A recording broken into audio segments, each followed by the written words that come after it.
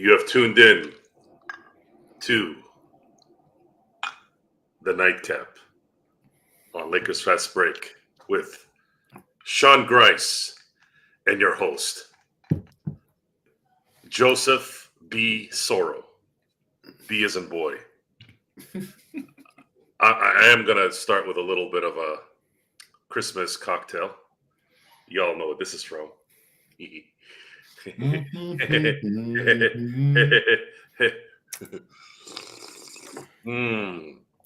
So good. So good. So next year he thinks he might be guessing people's weight or yeah. working on the tilt-a-whirl. I need those. What was it? Walnuts he was eating when he was eating or drinking?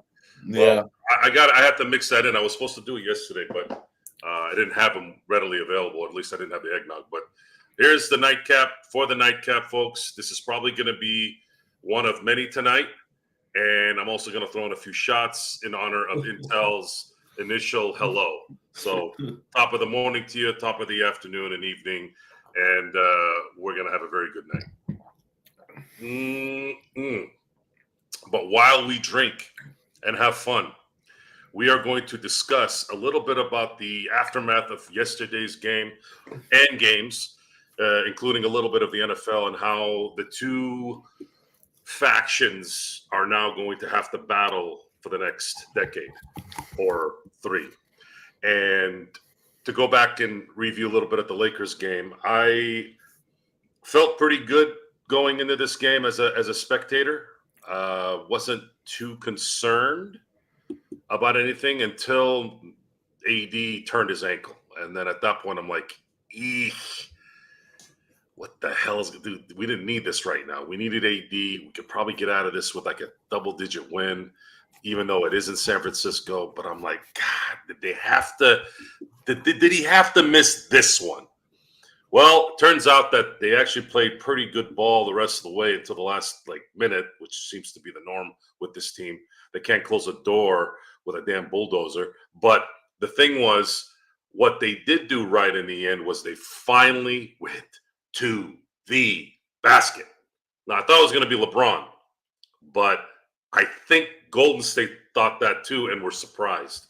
I don't think they had any idea that they were going to assume Austin Reeves was going to get past Mr. Wiggins.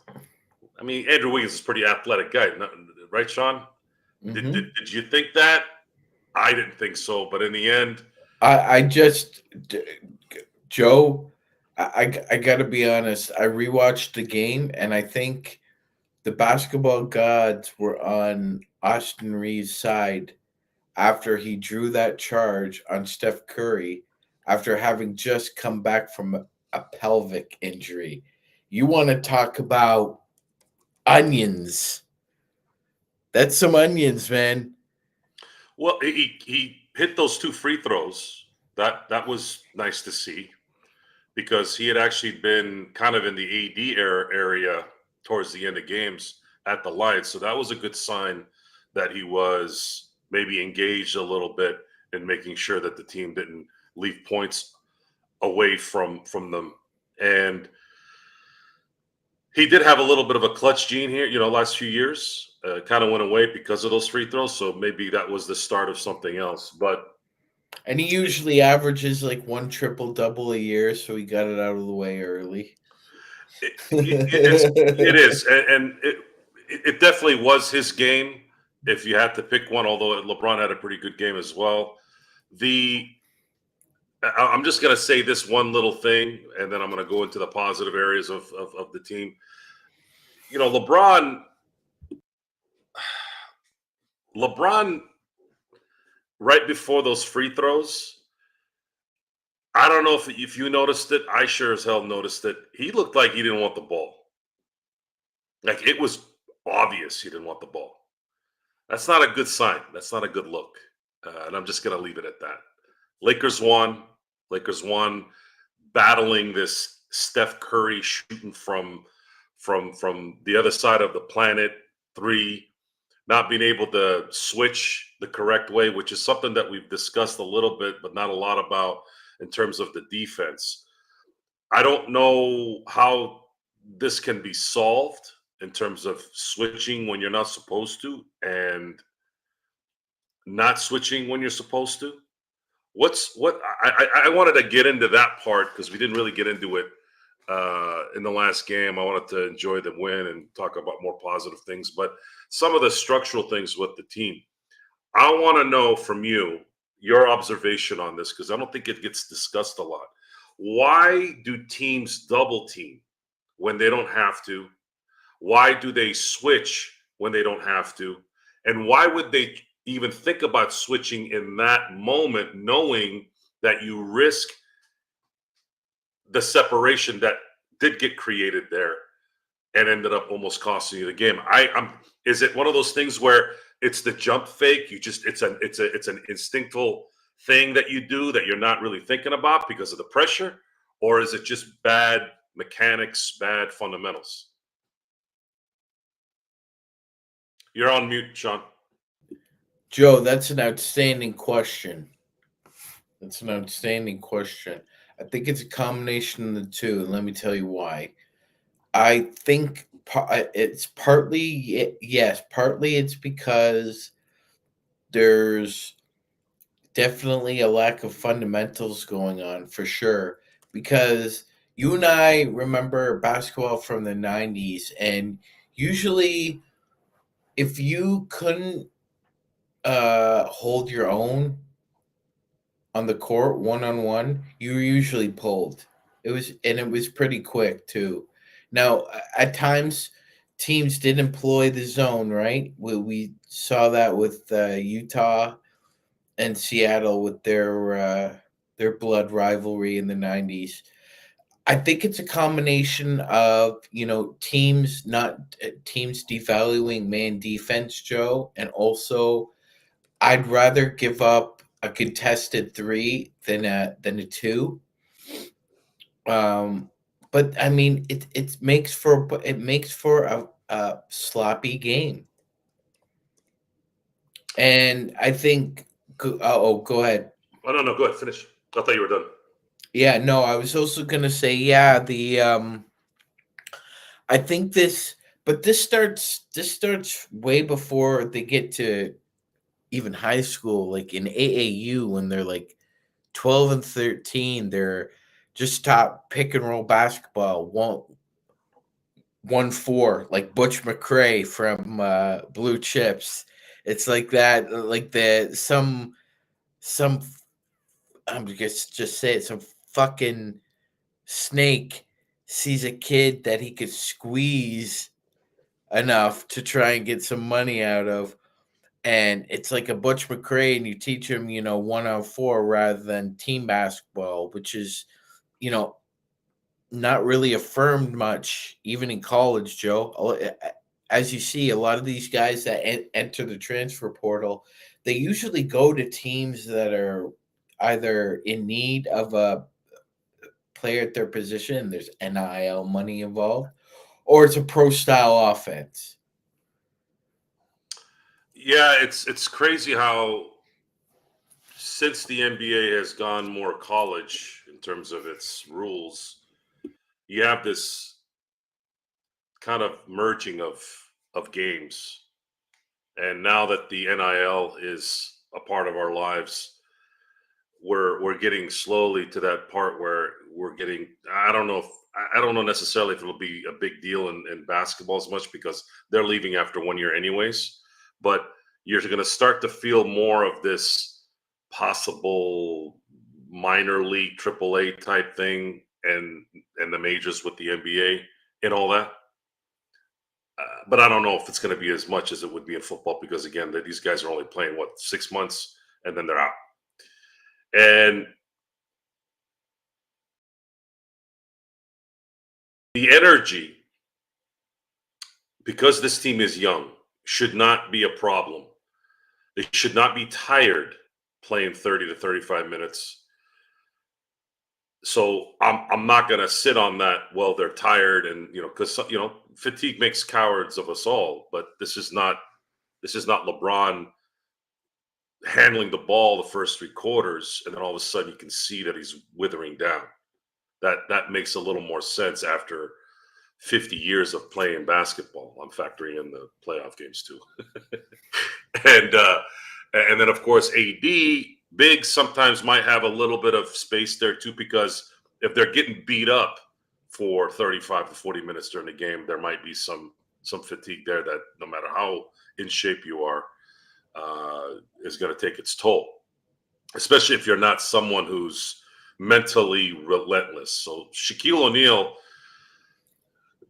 I never felt like he ever looked tired at the end of games. I don't think I have a memory of it, but I think what he did do is he did take 15 games off during the year and kind of made up for it there and didn't go as hard as he wanted to probably, or as he chose to not do in practice. And it's weird because I kind of get that. See, we have rules, and this is where this thing gets muddled. We have rules. We have this, you play hard and you do well and you always give it 110% and all this, all this stuff, right? But in life, there's exceptions. Much like, and you'll like this story, and I think you've heard this. You remember Jimmy Johnson when he coached the Dallas Cowboys? Well, he was actually famous for this particular scenario where one of his fourth string guys ended up falling asleep during filming. Mm-hmm. And he ended up going to him and cutting him. And of course, the media got a hold of it and tried to turn it around on him, right? And people don't know this, but Jimmy Johnson was a psychology major. So he knew the game of psychology. And to put a button on this, they said, well, coach, what if Troy Aikman fell asleep during film? And he goes, I'd walk over there, tap on his shoulder and go, Troy, you fell asleep.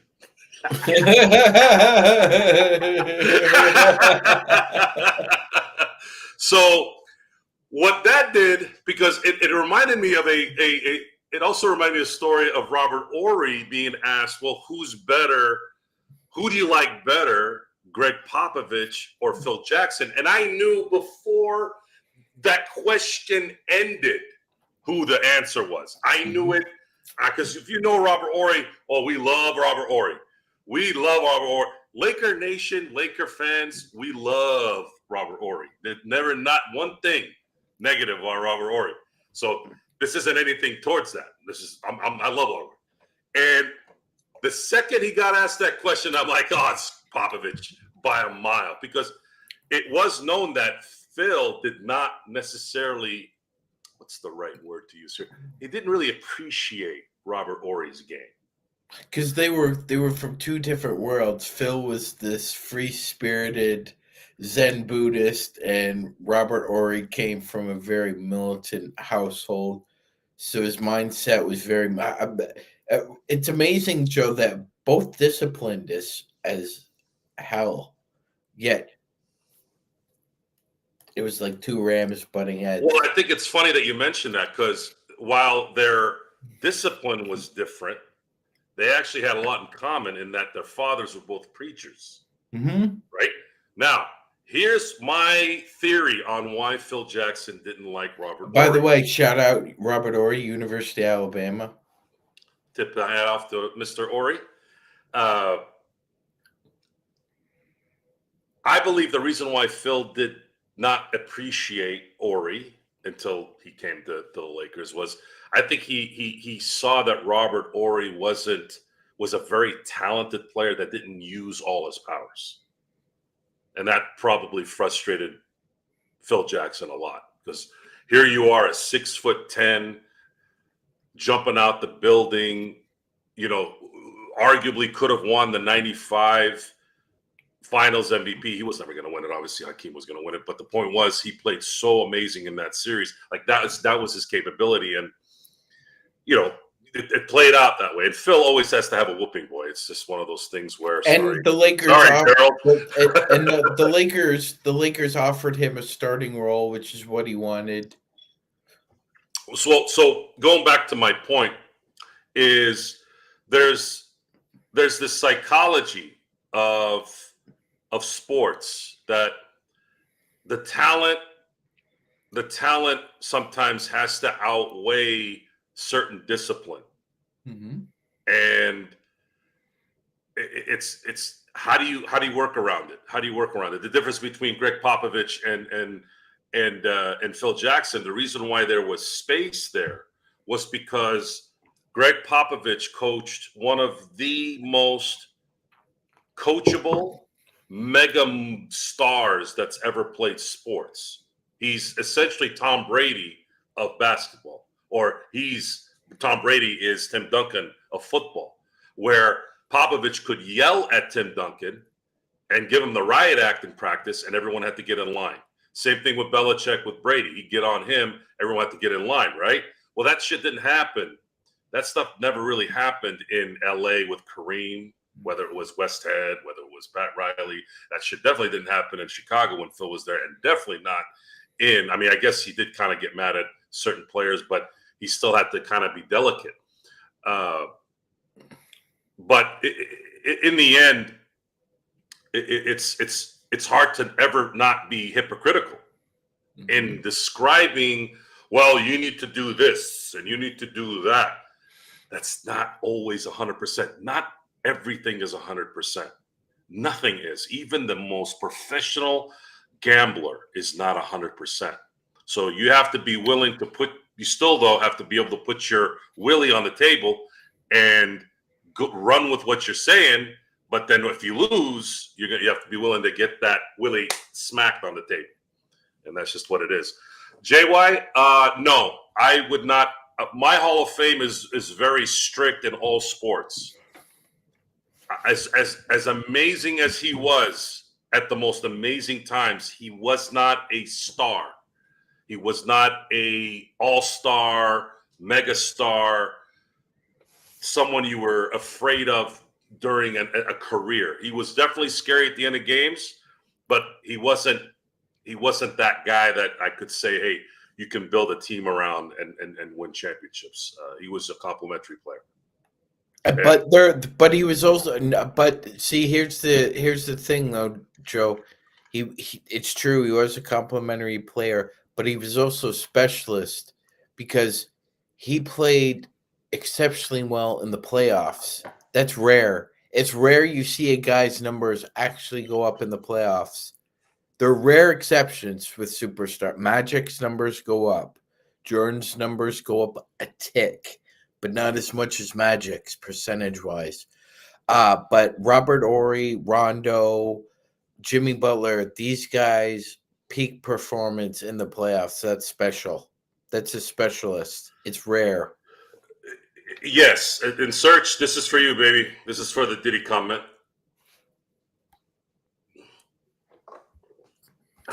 Crown Royal doesn't go down smooth. Top of the morning to you. Anyways, yeah. I get it. Derek Fisher had that as well, but I just can't. I can't roll with Hall of Fame. Hall of Fame is supposed to be the elite of the elite, and I know that the Hall of Fames lately have been, I don't know, kind of venturing into the very good areas, and I'm not gonna bow down to that. I think that the Hall of Fame belongs to those who, I always say, for me, I have to be deathly afraid of that player. I have to be deathly afraid of that player when you're playing against them. That is true greatness. If you're worried about that player, you're likely one of the best in the league, if not the best, and that's something that's just rare. However, the Hall of Fame is a business, and I totally understand kind of how this rolls. Is this just in? This was posted about 11 hours ago, Joe. From My Sean. sources in that Lakers front office tell me they're open to moving that. Let's see, was this verbal typing? First, 3 first-round picks and a potential trade, but it has to be for a player or players that they feel can get into this iteration of this team now and grow for the next 3 to 5 years. That's that's very specific, Joe. Usually when when sources get leaked, it's usually very vague and boilerplate as far as language is concerned. But that one says you're willing to give up everything in the cupboard for the right player that you can insert now and win now and build around in the future. There's only like 3 guys in the NBA that you could think of right now, Joe.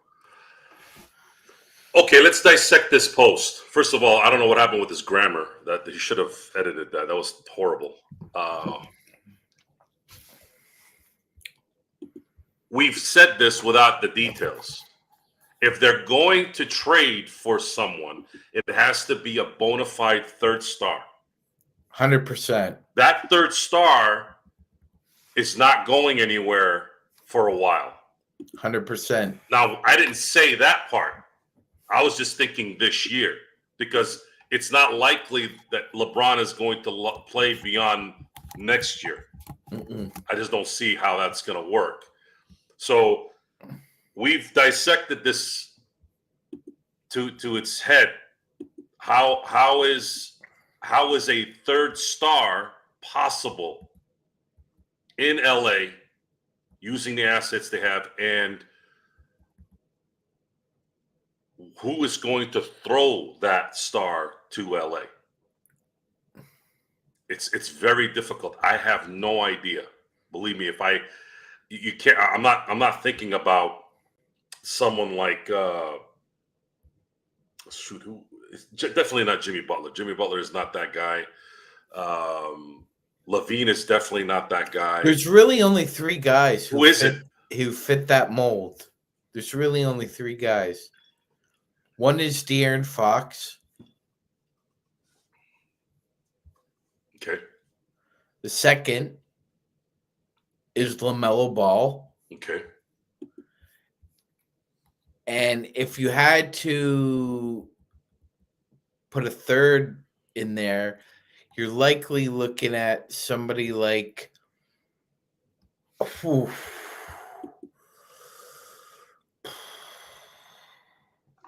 See, it is hard. You'd have to find somebody who's disgruntled, because those are the only 2 guys, right? Unless you want to go veteran, but that post right there says that the front office is willing to trade those 3 first-round picks for the right player you could build around with AD for 3 to 5 years. Is that going to be enough to get Trae Young? No, because especially with the way he's playing right now. And their game tonight, by the way? No. And they don't care whether they're in the play-in or not. So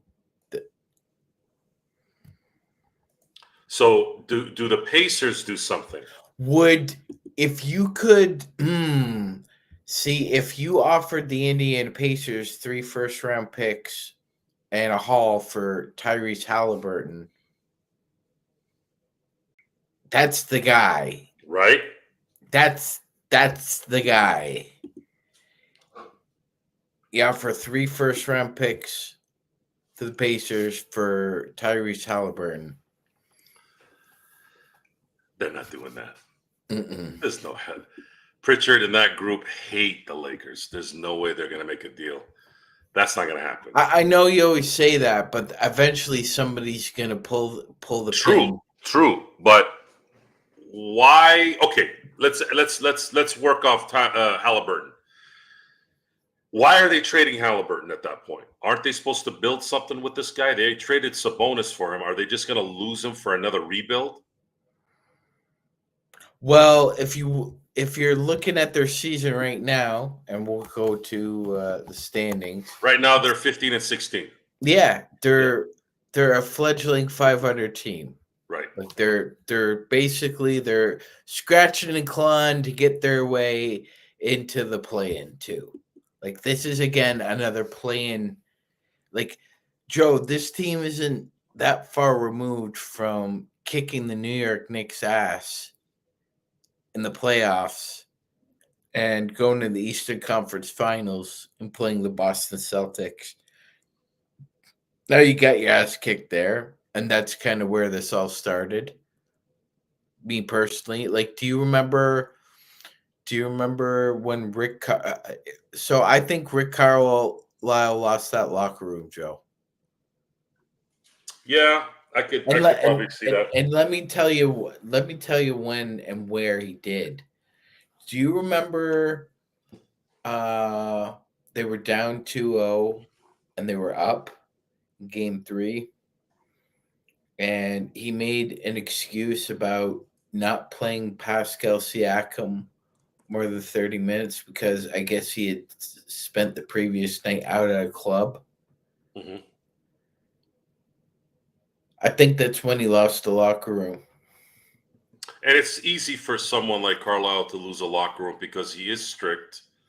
He is very old school, and it takes a certain team to kind of absorb Carlisle. You could have the right vets to You have to talk have to the right these vets. young Correct. guys. I think there's one name that you have in there that you can say there's a chance of disgruntlement and the fact that the team is absolutely in the tank. And that is another Ball, Mm-hmm. Mr. LaMelo Ball. That that name was not on my thoughts until you just said it, and I just went in and saw some things. I'm like, Charlotte. Why would they want to make that deal though? Because historically, that's what they have to do. They're a repeat, reuse, recycle organization, Joe. Think about it. Who are you remember their like 4 or 5 best early draft picks? They're early. They're early. Rex Chapman. I didn't get a second contract in Charlotte. J.R. Reed, right? I believe J.R. Reed. J.R. Reed didn't even get a second contract in Charlotte because they traded him. Mhm. Alonzo Mourning didn't even last his rookie deal before he booked it to Miami. They've now they became another they moved became the Bobcats, but again they had to give up Gerald Wallace. They've had to give up a lot of their premier franchise players over the years, Joe.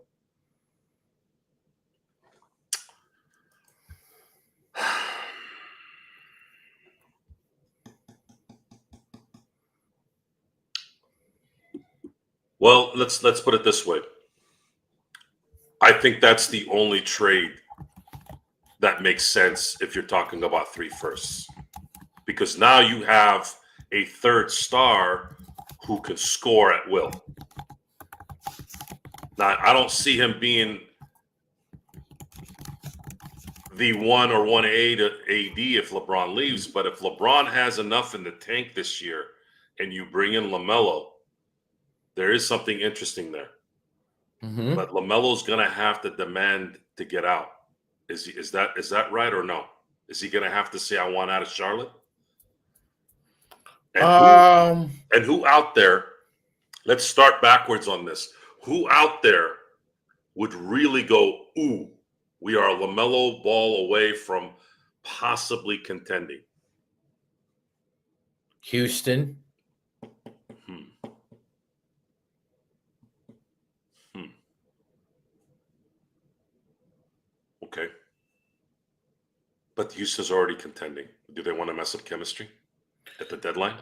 I think if you move if you I think if you brought in if you bring in Ball, can basically use Van Fleet's contract.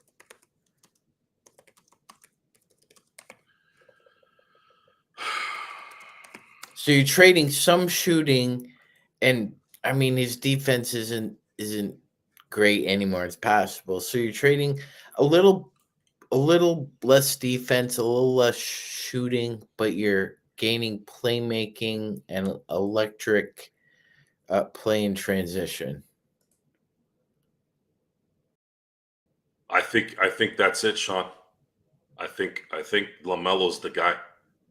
I think that's really the only guy that checks all those boxes you said.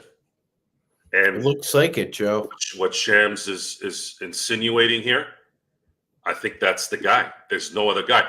No other guy that has a third star capability is either going to be disgruntled probably or not at least in the hunt somewhere. The only player right now that I can think of that has superstar potential, who's viable, who's somebody they what did we say? Someone who can score. He covers all of it. He And covers all Joe, of it. John was speaking on playback, and he told a really interesting story about how he saw LaMelo's high school team play, and it was like men against boys with him on the court against the other five uh, guys out there. So obviously this is a guy like it's not just like the ball name, like they're used to winning, right? It's not as if they were half-assed or mediocre. They are used to winning. So eventually that eats at you, man. You've said it yourself. Like losing would eat away at you more than anything else. If you're as competitive as you want to be because you made it to the the highest peak there is, right? Losing, being unsuccessful, that would eat away at you more. But it's small. It'd be small. It's like small. It's like death by a thousand cuts. I think that's why a lot of these guys don't ask for a trade earlier. We are looking at 7 weeks from now, something that could change the fortune of a lot of things based off that scenario. And I'm really intrigued right now. There's something going on right now in my head. I'm like, we are regular folks, you in Toronto, me here in California. We're regular folks who don't get paid to do this. However, Rob Pelinka is the general manager, and for all we know, this might not even be in his thoughts. But Jesus, now that you brought it up, based on and also factoring in, I don't think Shams says that without knowing that. That is not something that leaks. And you're like, wait a minute, why did you tell him that? That's something simple to leak without any insulting an agent or insulting a player or a GM or whatever. So I will say that likely is correct and true, that the Lakers are willing to drop draft capital like that if it means to get the third guy. And the only one that fills in those boxes is LaMelo Ball. The guy's averaging 30 points a game, volume shooter, fine. We did pretty well with a volume shooter for 20 years. Mm-hmm. That could change a lot of things. Now, here's a question for you, because we know it's not just going to be 3 picks, right? Who gets involved in that trade? And is it only LaMelo for a stack of players from LA and draft picks? Well, you'd likely be so with his deal. You'd likely be including D'Angelo Russell in the trade. Just for that, I'm gonna have another drink. Another shot. Hold on. Again, Sean and Search are killing it tonight.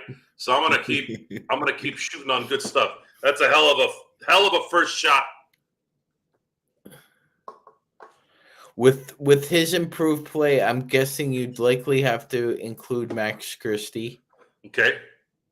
And I'd be willing to give up like Christie over Connect. I I'd want to keep Connect if you're getting ball.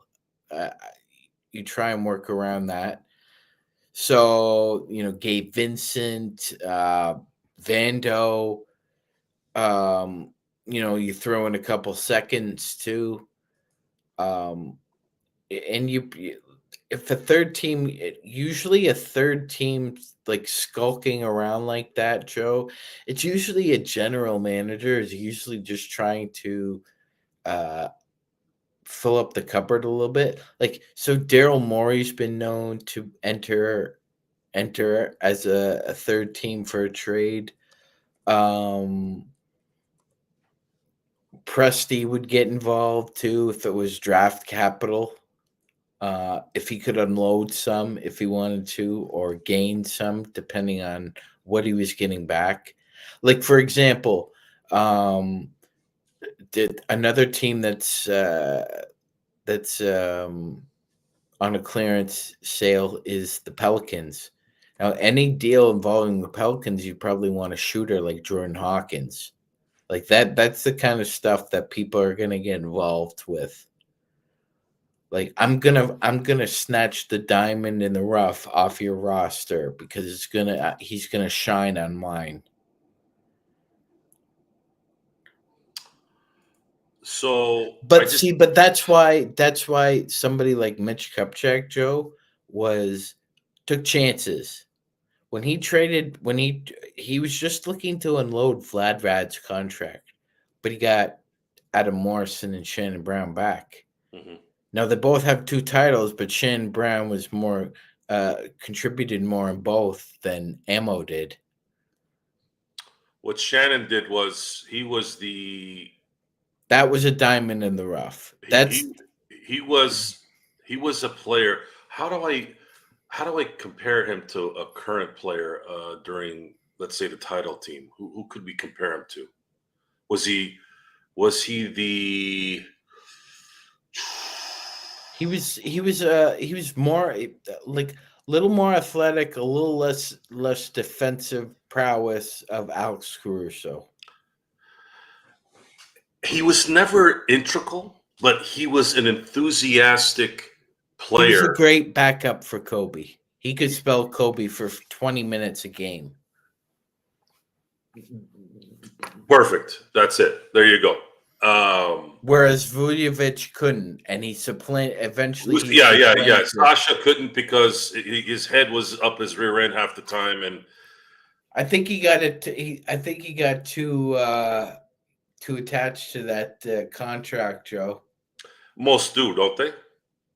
Most do. Most money changes people in so many ways because, and it's not always because they're spending money or they're comfortable. It's more of the you spend yourself so much because all you're hearing that whole time is you got to do this, you got to do this, you got to do this, you got to do this to get this. When that stops, then it's almost like you lose your training partner in the gym.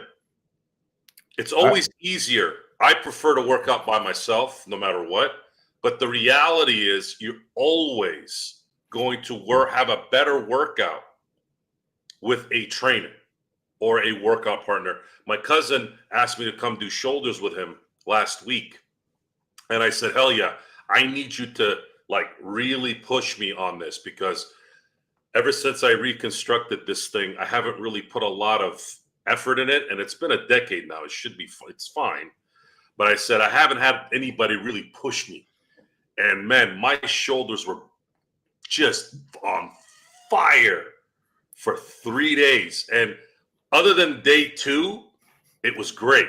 Just because I was just walking around, I felt like this the whole time, right? So yeah, the motivation to get to that spot changes people. That's why we've been having a lot of discussions about certain players in baseball because that's where it's the norm of that is typical in baseball, but it happens a lot in basketball too.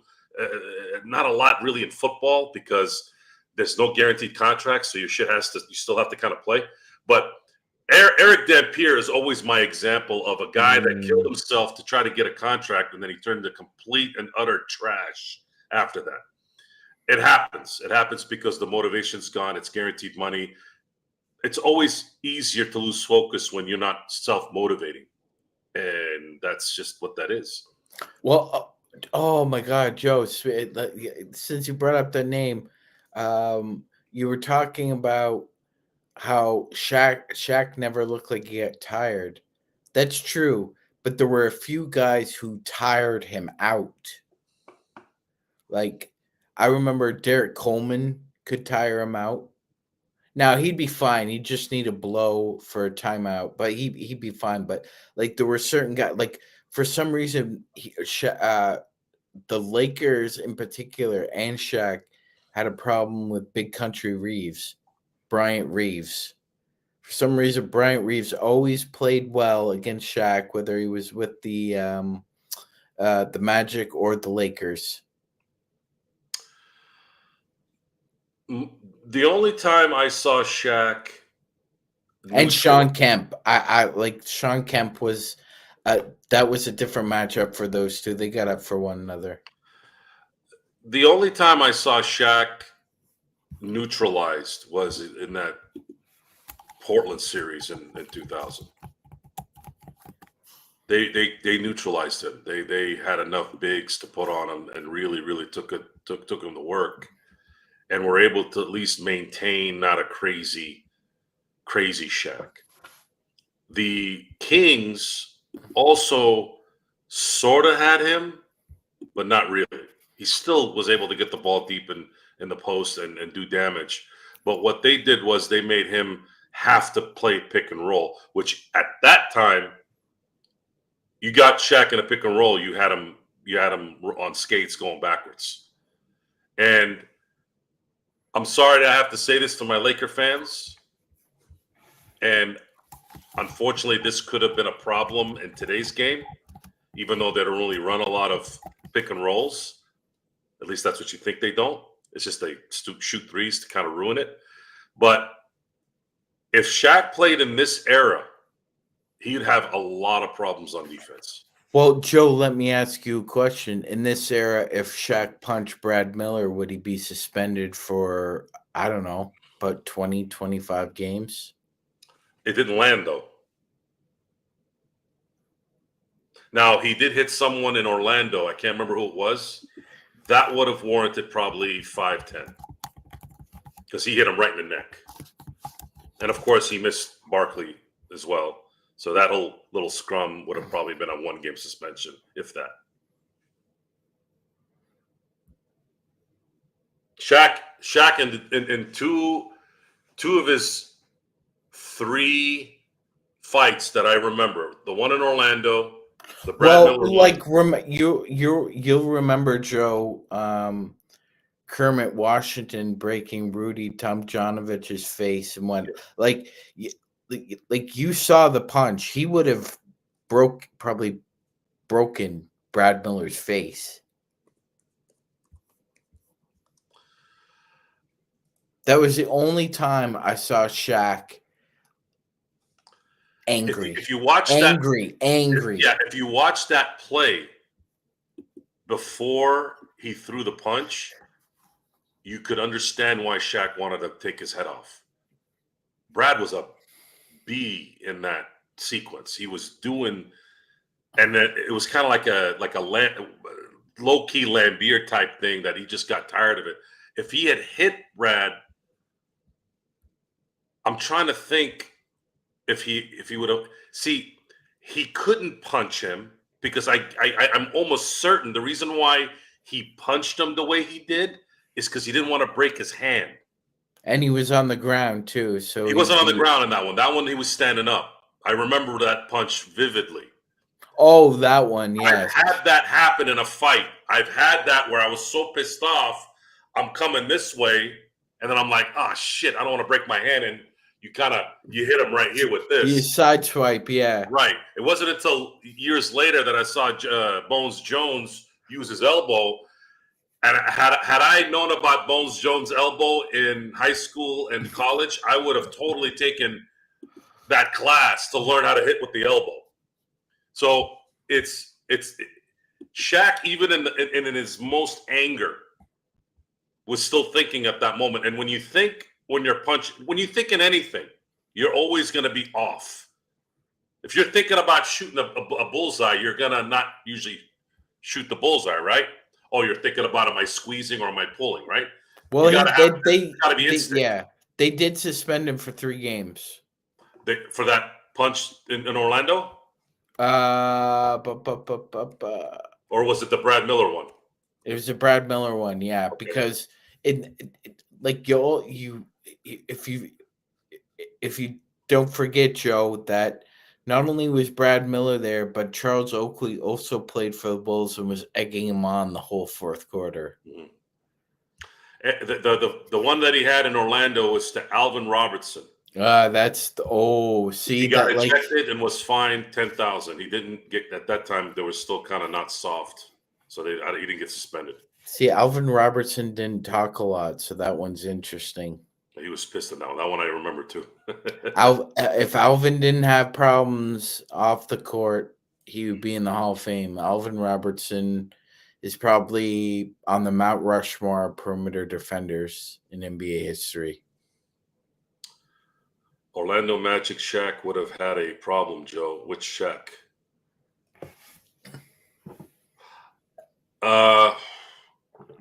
Orlando Shaq and versus.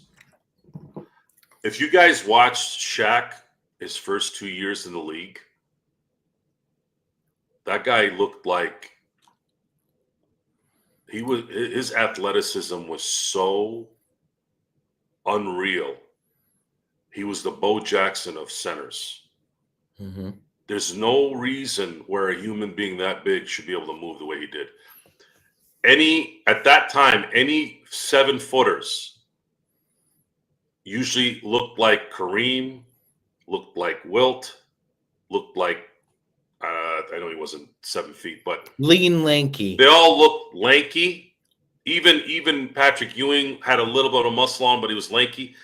Not thick. David Robinson was the most shredded, best physique ever. Like, right? All due respect to LeBron, but like David Robinson. If David Robinson was also in the Navy, yes. So like, if David Robinson had trained, let's say he ate a 10,000 calorie a day diet and lifted, he would have looked like Mr. Universe on a basketball court. He already was ripped naturally, right? But had he put on, let's say, 40 pounds of muscle in a 5-6 year span of like that kind of muscle, he would have been an Adonis on a court that no one would be able to touch. So you didn't really see, and I can't take credit for this because I saw it on a social media post, but I find it hilarious that today's player is touted as a more athletic player, right? Sean, I look at the most athletic players, and I'm looking at guys like let's say Victor. I know he's really, really good. Don't get me wrong, but his physique doesn't necessarily make you go whoa, right? Chet Holmgren, somebody like LaMelo Ball. Again, really good basketball players, but when you look at, and then let's go back to the 90s. You had guys like Karl Malone. You had guys like Tim Hardaway. These guys looked like muscle-bound, just Adonises. What makes you think that those guys couldn't compete with the guys today? Those guys were great basketball players with bigger physiques, more muscle. What was it about the 90s, Sean? How come all the bodybuilders in the 90s were built like statues? And then you look at the pros now, they have more resources, they have better drugs, they have better training regimens, they have better recovery mechanisms. Like, how the hell did those guys in the 90s look so much better and symmetrical than they do now? It's a great question, Joe. Another great question. Let's face it, when it comes to genetics and what you put into your body, now we're getting into a real crapshoot situation. However, if you're just hitting the iron naturally, taking normal supplements. You're not overdoing the creatine. I think there was just something about bulk that worked, Joe. The way you could sculpt it, the way you sculpted the bulk. I think that was kind of the difference.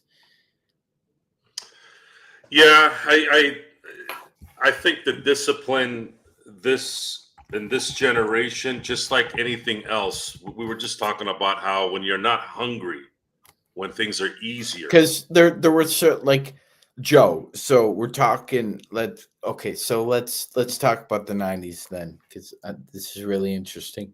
So outside of Michael Jordan, Joe, I would argue the three best perimeter defenders in the '90s was Mitch Richmond, Joe Dumars, and Bobby Phills, and they were all built like linebackers, Joe. And Michael Jordan mentions those three guys when he talks about the toughest defenders he's faced in his career, because they were just built like football players. Like they could match his physicality, they could match his quickness. They weren't intimidated by him in the post. They could get low, and they were like, especially Bobby Phills and Mitch Richmond in the post, Joe. Those guys were really strong perimeter defenders. Like, I know Mitch caught a seat on the bench for the last title, but good for him for getting one on the way out. But in his prime, like, he was a problem. And even Jordan had noted that Mitch Richmond in a lot of ways was, I don't necessarily believe in it. I think he was just being complimentary. He said he was essentially Jordan without the defense, but I don't know if I would go that far. Mitch Richmond was very good, and he was unassuming. He was quiet. He was respectful. And the ironic thing about Joe Dumars is all of Joe Dumars' brothers got football scholarships, except for Joe. But Joe, like, he played like a linebacker against Jordan, though. Joe, he played bigger than he really was against Jordan. I'm not sure what it was. If he just got more juice, and that just amplified it, playing the greatest player of all. Like, I'm not sure what it was, but his defense on Jordan was some of the best I've ever seen. I think Joe Dumars' mentality, his cerebralness, was what really, really took him to another level. Imagine this: you're playing with a bunch of freaking junkyard dogs. Goons, yeah. Goons, right? And you're the one guy. Now, Isaiah hit it with a smile, but he was one of those goons. He just happened to be the most talented player on the team. But Joe Dumars was the mechanic of this junkyard. And he knew his dogs were crazy and nuts, and he enabled them to do what he did. And he was just the guy going, hey, I'm just trying to protect my shop. You know what I mean? And if somebody came in, hey, it's okay, guys. I'm shake your hand. Like, no one talks about the fact that Joe Dumars shook everyone's hand after the sweep against the Pistons in 1991. No one talks about that because all they want to talk about is Isaiah Thomas hiding behind Lambeer to get out of the court. But which I think the story is. I think they keep this story going because it makes things relevant still. Remembering that, it's a pretty good memory at that time. It wasn't that big of a deal. Like, they didn't make a lot of the shit that you hear now became more popular later. When I was watching the Fab Five in Michigan, no one was crying and whining about, oh, their shorts were too short or they're too hip hop. I never heard that. During that time. I just didn't. It would have been something I would have remembered. But it's funny how sometimes they embellish these stories and they kind of take it over the top for entertainment purposes. A good example, and this is an example you can't really get around on because I visited this area frequently. Do you remember that show Gangland? Mm-hmm. I think it was on the History Channel. They were talking about a specific area in San Diego called Logan Heights. And Yes, the way Logan Heights. they Yeah. were talking about Logan Heights being this place you don't want to be there at night. You don't want to be there in the evening. You don't want to be blah, blah, blah, blah, blah. Dude, I hung out at Logan Heights a dozen times. Okay. There wasn't one incident in Logan Heights.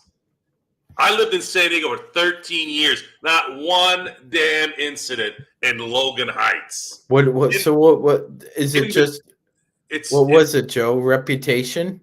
It's I'm telling you, a lot. The quote I heard this year, it's the quote of the year for me. 85% of the shit that you hear is not happening. And I started thinking, man, that's so true. It is true. It is very true. We're so easily manipulated. We are. We watch basketball game in and game out. We can control that a little bit because we're watching it. So that one you can't really get over on anybody if they're watching. Same thing with baseball. Baseball, I've had to talk about certain instances during the year, during a series. Gavin Lux, Empire Jeff, did a show today, and people were ragging on Gavin Lux. And I've been a Gavin Lux apologist for the last freaking month and a half. Everybody's like, trade him and get somebody else. Trade him and do this. Trade him and do that. I'm like, did you motherfuckers not see what that guy did in the World Series? Were you guys fucking blind? Who do you think drew that walk after they got the first out in the bottom of the 10th?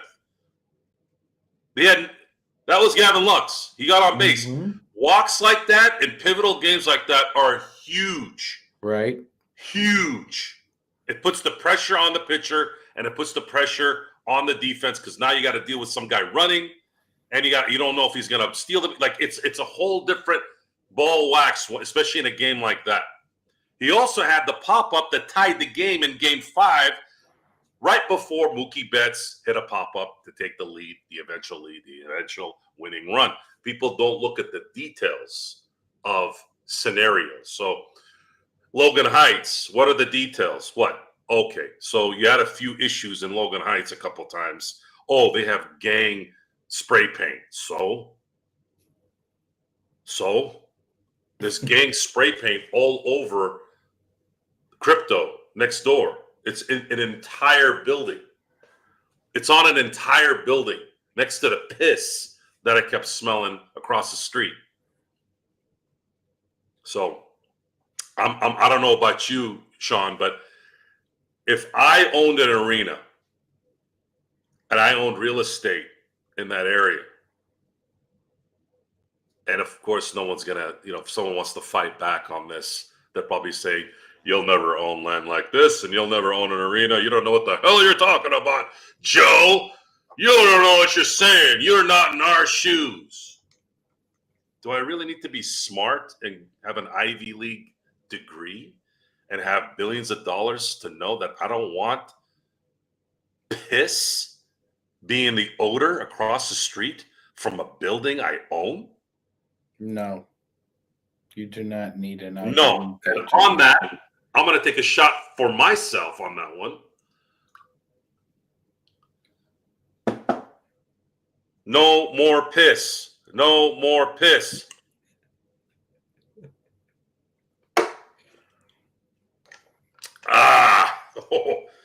Not a big fan of Crown as a shot. So, kind of veered off a little bit there, but let's answer a question by Mr. Glassford here. Dallas Mavericks star Luka Doncic will be reevaluated in 1 month after sustaining a left calf strain on Christmas Day. Sources tell ESPN. So I'm going to start out the gate with this one.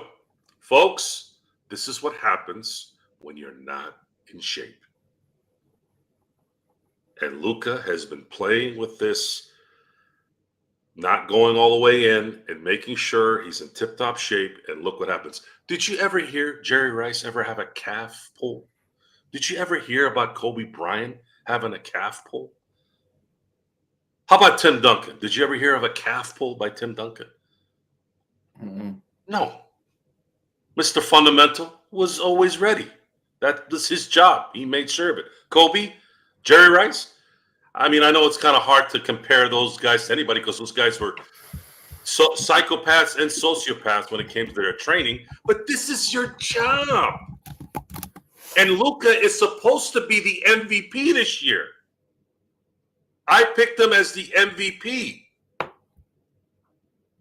It should be his. This should be his league right now. But what does he value right now? Beer and chicken wings. I'm totally guessing on the chicken wings, by the way. Whatever Slovenian slop he eats, for all I know. And if I'm Dallas, and maybe they have already talked to him, but let's just say they haven't. I'd be sitting down with Luka right now going, Luka, you're going to need to make a decision on whether you want to be the greatest player of your era or you want to drink beer and slap your hand. Because you know what might happen sooner than you think? Do you want to be... You're never going to be LeBron. I don't know why anybody would ever think he'd be a LeBron. That's never going to happen. Similar games to certain areas, but never LeBron. But let's just say he's a notch below LeBron, which is pretty damn amazing. You want to be that at its peak, or do you want to be Darren Williams? Darren Williams was recently interviewed, and they asked, Darren, you look great. You look like you could still play.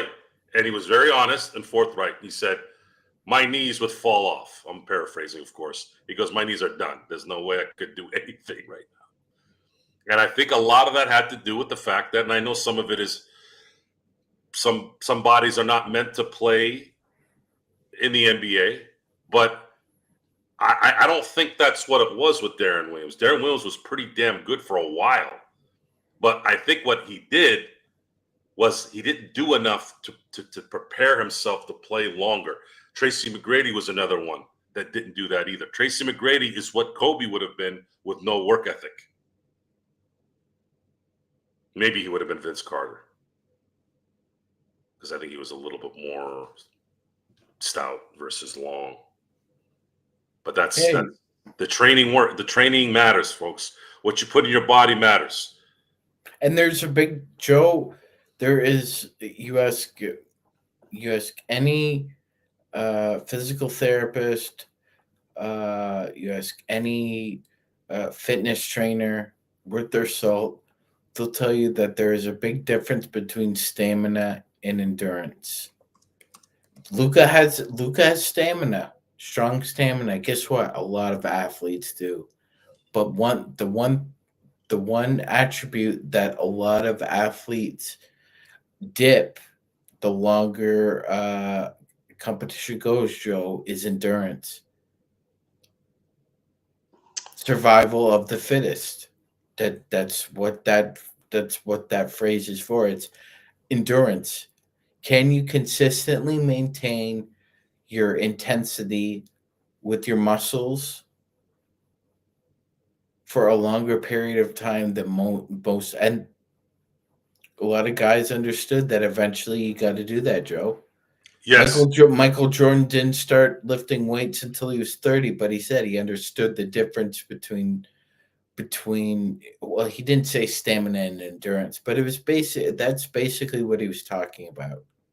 Well, what he was doing when he started lifting and when he was 30 was he finally had, it was actually when he was 28, the year he started 30. It was actually the year. Yeah, it was the year he lost to Detroit in Game 7 in 1990. 90, yeah. Right, and he lost to them, and finally had realized I need to put a little bit more meat on to absorb a lot more of these hits. Folks, there's a reason why the divisions in the highest of the highest of sports, like let's use boxing as an example. There's a reason why. I know this is weird to think of this, and I know a lot of these guys gain weight after the weigh-in, but a lot of those guys end up hurting themselves when they're like this. One of the attributes that I always respected about Floyd Mayweather, besides the fact that he was the greatest defensive fighter that ever lived, Sorry, Pernell Whitaker. The guy went 50-0. Was the fact that he never went up and down and up and down. And that stuff takes a toll on your body in a sport that already wrecks you. If you don't think that Floyd was wrecked in the end, you don't know what combat sport is. Okay, it doesn't matter if he didn't get hit a lot. He's getting hit. He just didn't get hit a lot. Like there's a reason why Mikal Bridges is the Iron Man of the NBA right now. He is able to be the most durable athlete the NBA has seen in a long time. The Iron Man. He doesn't miss games.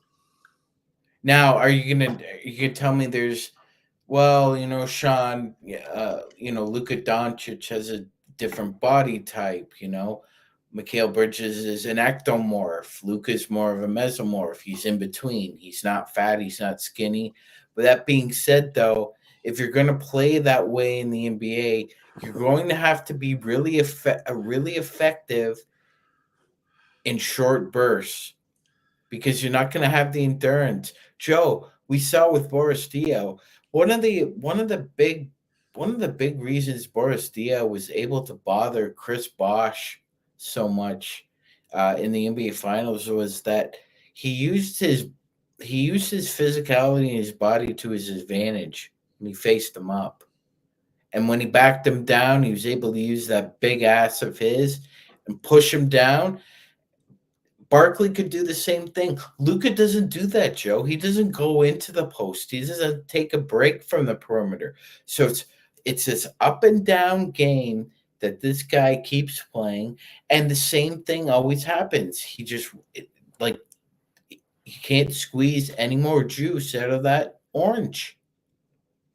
And I'll ask this question: who do you think wins an MVP first, Joe? Wemby or Doncic? Because you have to play 75 games to win MVP. It looks like it's done for Doncic this year. So my prediction is going to be wrong. It's looking like if Jokic does not get hurt and plays 75 plus games, he's going to win another MVP. Now, Wembanyama is going to win Defensive Player of the Year. It's looking like that's already going to happen. The thing is with Victor is, and I'm going to connect this with what I've heard recently today, as soon as today, is that there is some discussion of LaMelo going to San Antonio. Now, that has been around here for a few months, but it's starting to pick up a little bit more steam now. Why would Charlotte make that move? And do you think that if they did make that move and sent LaMelo to to San Antonio, does this now make them a contender in the West? Or is it too soon? It's probably too soon, maybe next year. But it's too soon. They're definitely a top 6 team. Like they ascend a little bit. I'm not willing to call them a contender, but you're a solid playoff team if you make that trade. To be continued. That being said, Joe, I'm not sure why Charlotte would do that. I'm not sure why they would do that because you'd be instantly making San Antonio better. And yeah, you'd be one of the worst teams in the NBA. Like you'd be essentially stockpiling your own picks for probably the next couple of years. The Spurs picks would be in the 20s. I mean, I guess you could argue that the Lakers picks would be in the 20s too. But I would get the sense, Joe, that if you were going to trade for LaMelo Ball, are you willing to put protections on those picks or not? Because here's what I think. I think that it'd be easier to make a trade with Charlotte if you didn't have any protections on those picks. Whereas if you had those conditions, your offer wouldn't be as strong. To quote Will Wade, strong ass offer.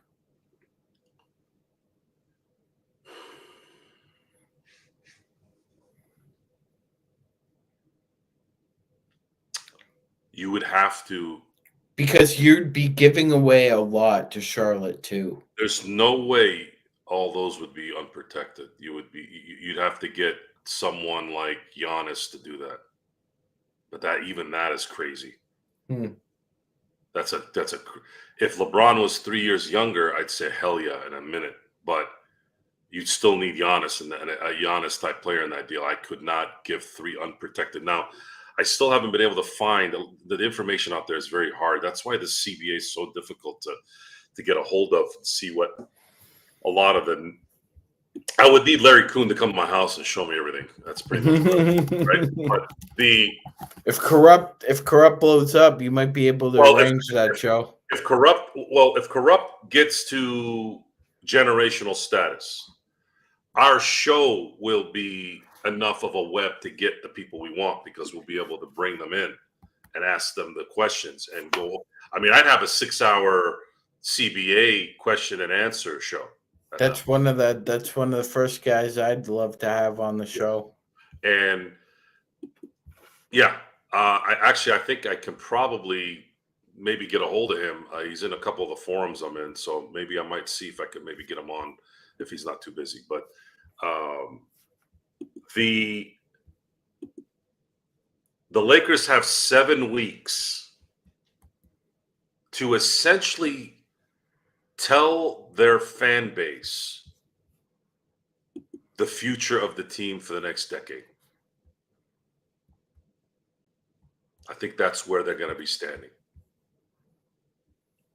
And I say the decade instead of the next 5 years because what they don't do now continues to not move forward to something else. And in basketball years, if you don't do something a year or two before, it's too late. You almost lose half a decade in prep. Yeah, it's like 4 or 5 years. Yeah, Joe. So if you don't do anything at the deadline, I'm going to just assume that you're going to play out the LeBron thing. LeBron's going to come back for 1 more year to get his flowers for retirement. And then you will have basically set your team back. And the fact that the value of the other guy you have is going to continue to diminish. AD does not age like a regular player. He ages like a big who has injury issues. And injury issues as in there's always something going on. He might not be out for the year. He might not be out for half the year, like a Joel Embiid or whatever. But it's enough to where the chemistry and the break affects the team's results in the end. It didn't happen last year so much. Last year was a combination of bad coaching, not enough talent, and bad luck running into the one team that you can't seem to solve. But right now, you don't have bad coaching. You have some guys that are young that are actually playing a little better. And LeBron is still doing LeBron things. So it's an interesting. It's weird, man. You used to be able to predict basketball. It's starting to become difficult now. Mm-hmm. It really is. It's starting to become difficult. I don't know. I don't know how to. I don't know how. I don't know what to do. Like it was easier to know. Oh, we know they can make this deal. Well, 90% of those deals are gone. You can't make those deals anymore due to the restrictions of the CBA. Like Joe, there are a few teams that have some decisions to make over the next couple of weeks.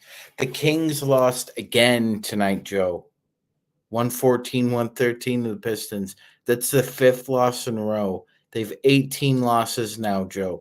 If you're trying to look up in the Western Conference, good luck.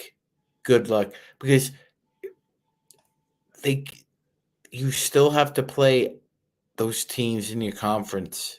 You still have to play them. You're not going to win every one of your conference games. So they're going to have to make a decision here, Joe. That we know the Pelicans are up for sale, except for 3 guys. Mhm. We know that the Utah Jazz are up for sale. Everything must go on the Utah Jazz's front lawn. In the Eastern Conference, you got Charlotte, Washington, and just those 2 right now, because everybody else is kind of still alive there. Even the Raptors are playing terribly. So you essentially have 5 or 6 teams right now currently, because Nick was saying about 20 NBA teams are within 2 games of a play-in or playoff spot position. So here we go. We're diluting the trade market again significantly. And it's not just it's this one is more economics than anything else. So let's talk about Sacramento. Sacramento is they have DeRozan, who hasn't worked out. They have their star player who has not signed an extension. The only star that I've seen not sign an extension with his drafted team within the last few years. We know he wants to get out of Sacramento. I don't think that's something that's being hidden there. Who is going to want DeRozan?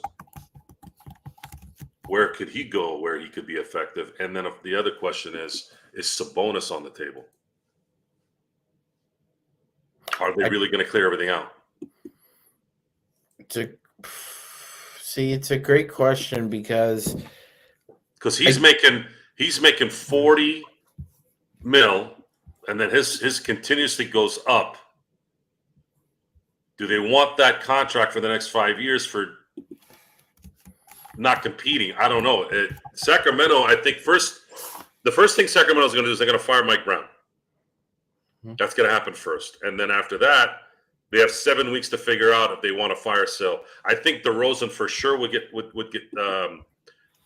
I think I could see him getting traded. I could also see them not trading De'Aaron Fox until next year if they don't get the right deal. Like, they'd have to get the right deal to trade Fox. He has 1 more year on his contract. They don't have to trade him right now. But I know for sure they'll have to trade him at the deadline by next year if this is something that continues. Joe, they might trade him in the summertime. You never know. That could happen. Normally a team like that, if we're gonna seriously talk about this, I don't want to acquire De'Aaron Fox at the trade deadline. We can negotiate a trade, but I want him in training camp so he can get completely immersed in my system and imbibe all that's going on, rather than try and bring him in halfway through and we try and pick it up before the playoffs. That's tricky. It's tricky. You know, Joe. Only a couple of trades here and there have ever really sparked something like that. Obviously, Clyde to the Rockets. Then there was Sheed being traded to the Pistons, and Powell being traded to the Lakers. But they're few and far between. Normally, these big ones are consummated in the offseason. And I just posted an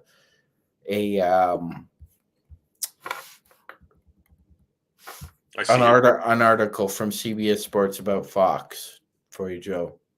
See, so Fox and LaMelo, I would be very, very comfortable in saying that at some point, San Antonio has to make a move to help Victor get to that next level. And Fox or LaMelo are perfect complements to someone like Victor. They have to do something. So whether it's going to be a good amount of draft capital and some fillers here and there, I can see without a doubt something being done unless De'Aaron Fox wants to, which I don't think he would. But Joe, the Spurs don't really do deals like this. That's the thing, is they've never had a history of doing that. But here's the issue. De'Aaron Fox will want to have his bird rights with the next team so that they can sign him to a full max. I'm sure if that wasn't important, I don't know. Let's say he's so tired of being in Sacramento and maybe he sees something. Let's just use San Antonio as an example here for De'Aaron Fox, because his contract's going to be closer to going into free agent than LaMelo. LaMelo just signed an extension. So De'Aaron Fox, his contract is over at the end of 2026. He can go into full-blown free agency with no one stopping him after 2026. And San Antonio is going to have money to spend that summer. Does he look at this as, look, San Antonio, hold your horses, pun intended, hold your horses, and let me get to you. Then we don't sacrifice anything. If they trade me to Minnesota or New Orleans, who gives a shit? I'm coming to San Antonio. And I want to come to San Antonio. The problem if that heats up, Joe, is that Houston can offer you a better deal. Because not only do they have assets that you would want, they also have draft capital. They not only have their own, they've got the Brooklyn Nets draft capital. That's fine. That's fine. But you have to look at this from a bigger picture here. Right. I understand what you're saying. I just that it could happen. It's not within like it. They pinch draft picks in San Antonio more than their pennies. I mean, shit. You'd really have to sweeten that kind of deal, especially with Castle being a mentor right now to CP3, Joe, at the point guard position. You'd really have that'd be a big seismic move for the Spurs to make. That's not usually in their nature. Can Castle play with Fox? Yeah, of course. I mean, you can find a way to do it. This has to be big picture thoughts by De'Aaron Fox. This is not going to be the financially logical way to go about this. This is how it's got to play out. If I'm a guy who wants to win, you've been in Sacramento for the last few years, you're sick of losing.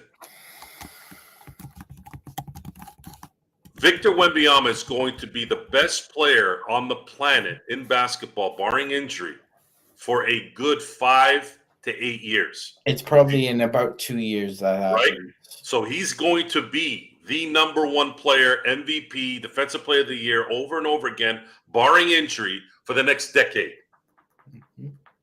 Do you want to go somewhere where you're always going for a title? That's the decision that he already took care of one. Well, you know something, Joe? He doesn't get to decide where he goes. There are only 2 players in the NBA that have no trade contracts. He One does is LeBron. After 2026, though. He can decline offers until 2020. See, a lot of people thought that a couple of things were transpiring. One is there have been 3 guys who have, it's known they wanted to somehow get to the Knicks. 1, De'Aaron Fox. 2, Zion Williamson, for obvious reasons that we don't need to get into again. And the 3 is Joel Embiid. Now, when the Knicks acquired Cat, everybody saw that as, well, that's an interesting move, except for one person. There is one person who is completely despondent about that, Joe, and that's Embiid, because he knew his chances of going to the Knicks were done. I think that has played a large part in why he doesn't want to play much this year. Okay. And the other is Fox. Now, the Knicks, didn't wait around. They acquired Cat, they acquired Bridges, they acquired Hart, they acquired all these guys, and they've built a team up now that they want to compete against Boston for, and it's without those three dudes, and they were able to do it. So I know that a lot of people think that Fox can't get traded to the Lakers or won't get traded, or ball coming to the Lakers is a pipe dream. Never say never. Never say never, especially given the climate of the situation. It'd be foolish for somebody not to trade within your division or within your conference if it's the right deal. Hell, Balmer traded away the farm for a chance to try and win it all, and it's blown up. That can happen, Joe.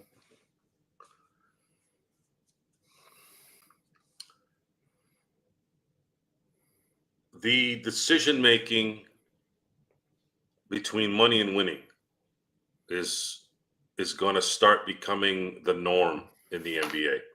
And Bruce Brown will not be traded to the Lakers. He's just started practice. Sorry, Joe. He just started practicing. There's no way you're going to trade for a guy for that much money, and you don't even know if he can play. Continue, Joe. Yeah, the NBA player, and that's why I've been kind of on this a little bit.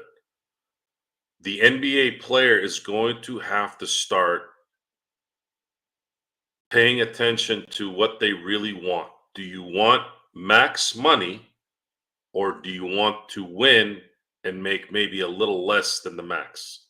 Whether that's one less year or maybe a little bit less in pay per year, they're going to have to start making that sacrifice if they want to win and win consistently.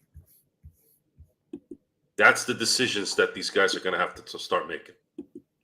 As far as going to New York, Dame Lillard was trying to get to New York for how long? At least that's what the word was.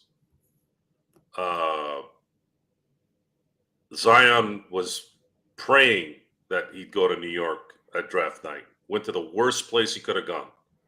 I think the only place that would have been worse was Charlotte. I actually think New Orleans is worse, at least for him. Charlotte keeps getting these first overall picks, and it's killing the NBA. By the way,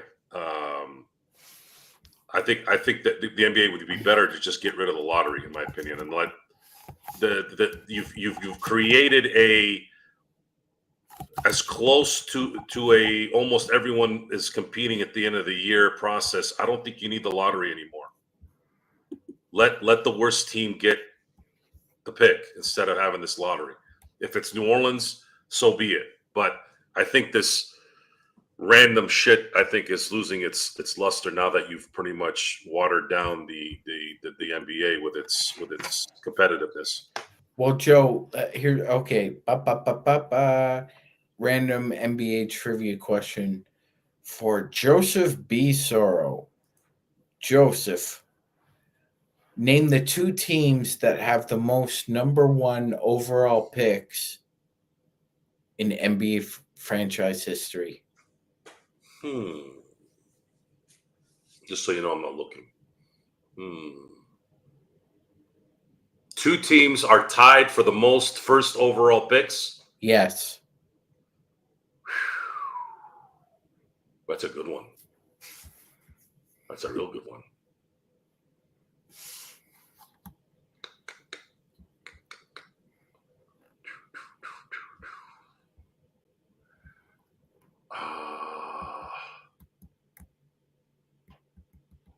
Is one of them the Lakers? Nope.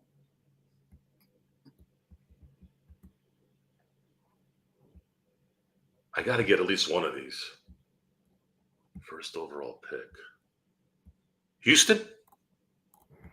Ooh, no. Damn. I'm not going to be able to guess. It's not New Orleans, is it? No. I didn't think so. Okay, so because they were so inept, it's hard to. It's Cleveland? yes, Okay. yes, yes.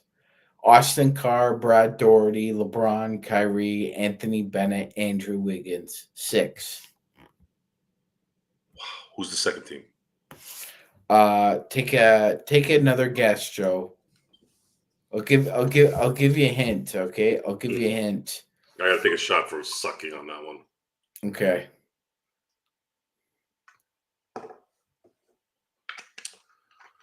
Cleveland. Cleveland and who else? The Clippers? Okay, I'll give you a hint. This team has never won as a franchise more than 52 games in a season. Only once. This team has only won more than 50 games once in its entire franchise history. It's not the Clippers? Mm-mm. Mm. It's you're gonna think, as soon as I tell you. Come on. Orlando. No. It's the Wizards.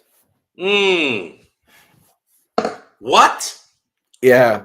They have 6 too. Wow. Really? Yeah. When? So they had the number 1 overall pick back-to-back years, 53-54.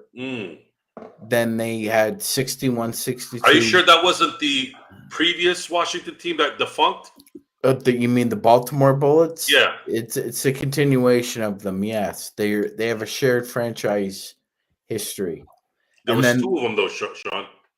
And then the last 2 number 1 overall picks by the Wizards, Joe. Yeah, Kwame and Wes Unseld? No. Kwame. The shots are getting to you. Kwame and John Wall. Oh yeah, shit, man. That was pathetic. I read an interesting I gotta stat. do another shot now. This is for sucking at trivia today. Jesus. No. You were pretty close. I take pride in knowing these things, and I sucked ass. You were pretty close. Houston's 3rd. They have 5. Oh, it's the last time I drink Crown. I don't know how people drink this shit. It doesn't have. You don't like amaretto, Joe? With eggnog, that'd be pretty good. The eggnog is keeping me from having the aftertaste. Thank God. Anyways, so yeah, great questions. Questions that I'm not going to ever not remember. So that's a good thing about tonight. So the Washington Wizards, a.k.a. Washington Bullets, a.k.a. Baltimore Bullets. And then Houston is 3rd with Cleveland being 1. The Cleveland thing threw me off because wasn't Cleveland an expansion team like in 67? Yeah. Yeah, or 70 or something like that. So, and I do remember that the Lakers took advantage of Cleveland a lot during those years and getting their first picks. I think the James Worthy pick was from Cleveland, if I'm correct. Yeah. So again, guys, you don't only learn about current events; you learn about history here on the Lakers Fast Break, the Nightcap with Joe Soro and Sean Grice. So, and the only reason I point that out, Joe, is because Washington's well on their way to possibly getting their 7th number 1 overall, and out of those 6 number 1s that they have, Joe, the 6, they have 0 championships between them. It was Elvin Hayes and Wes Unseld that helped them win a championship. Wes Unseld was the 4th overall pick that year? Yeah. And then he won Rookie of the Year and MVP that year, right? Yes. Okay. Yeah, man, I don't know who can save The Wizards. The Wizards probably. Thank you, Serge. Appreciate it. The Wizards probably need someone like Michael Jordan, much like Chicago needed a Michael Jordan. And there's a market there in DC if you have the superstar. But who? Is it Cooper Flag? Is Cooper Flag him? I don't think so. Very Yeah. I think he's going to be a very good NBA player, possibly excellent, but no, not changing your franchise overnight. Yeah, I agree. But I'm also becoming a little bit more cynical lately. We keep hearing about Wembyama is different. He's the anomaly, right? That comes in every now and then. I don't think we've ever seen an anomaly like that. Actually, it's 7'6" unicorn, right? But we heard Zion, we heard Cat, we're hearing Cooper Flag now. We heard Kyrie Irving is going to be this dynamo, and he's going to be a Hall of Famer. But Kyrie doesn't win unless he has help. He's never really been a one. And for me, when you look at the draft picks, and let's put things in perspective. Let's put this in perspective. I'm going to bring this up. NBA first overall picks all time.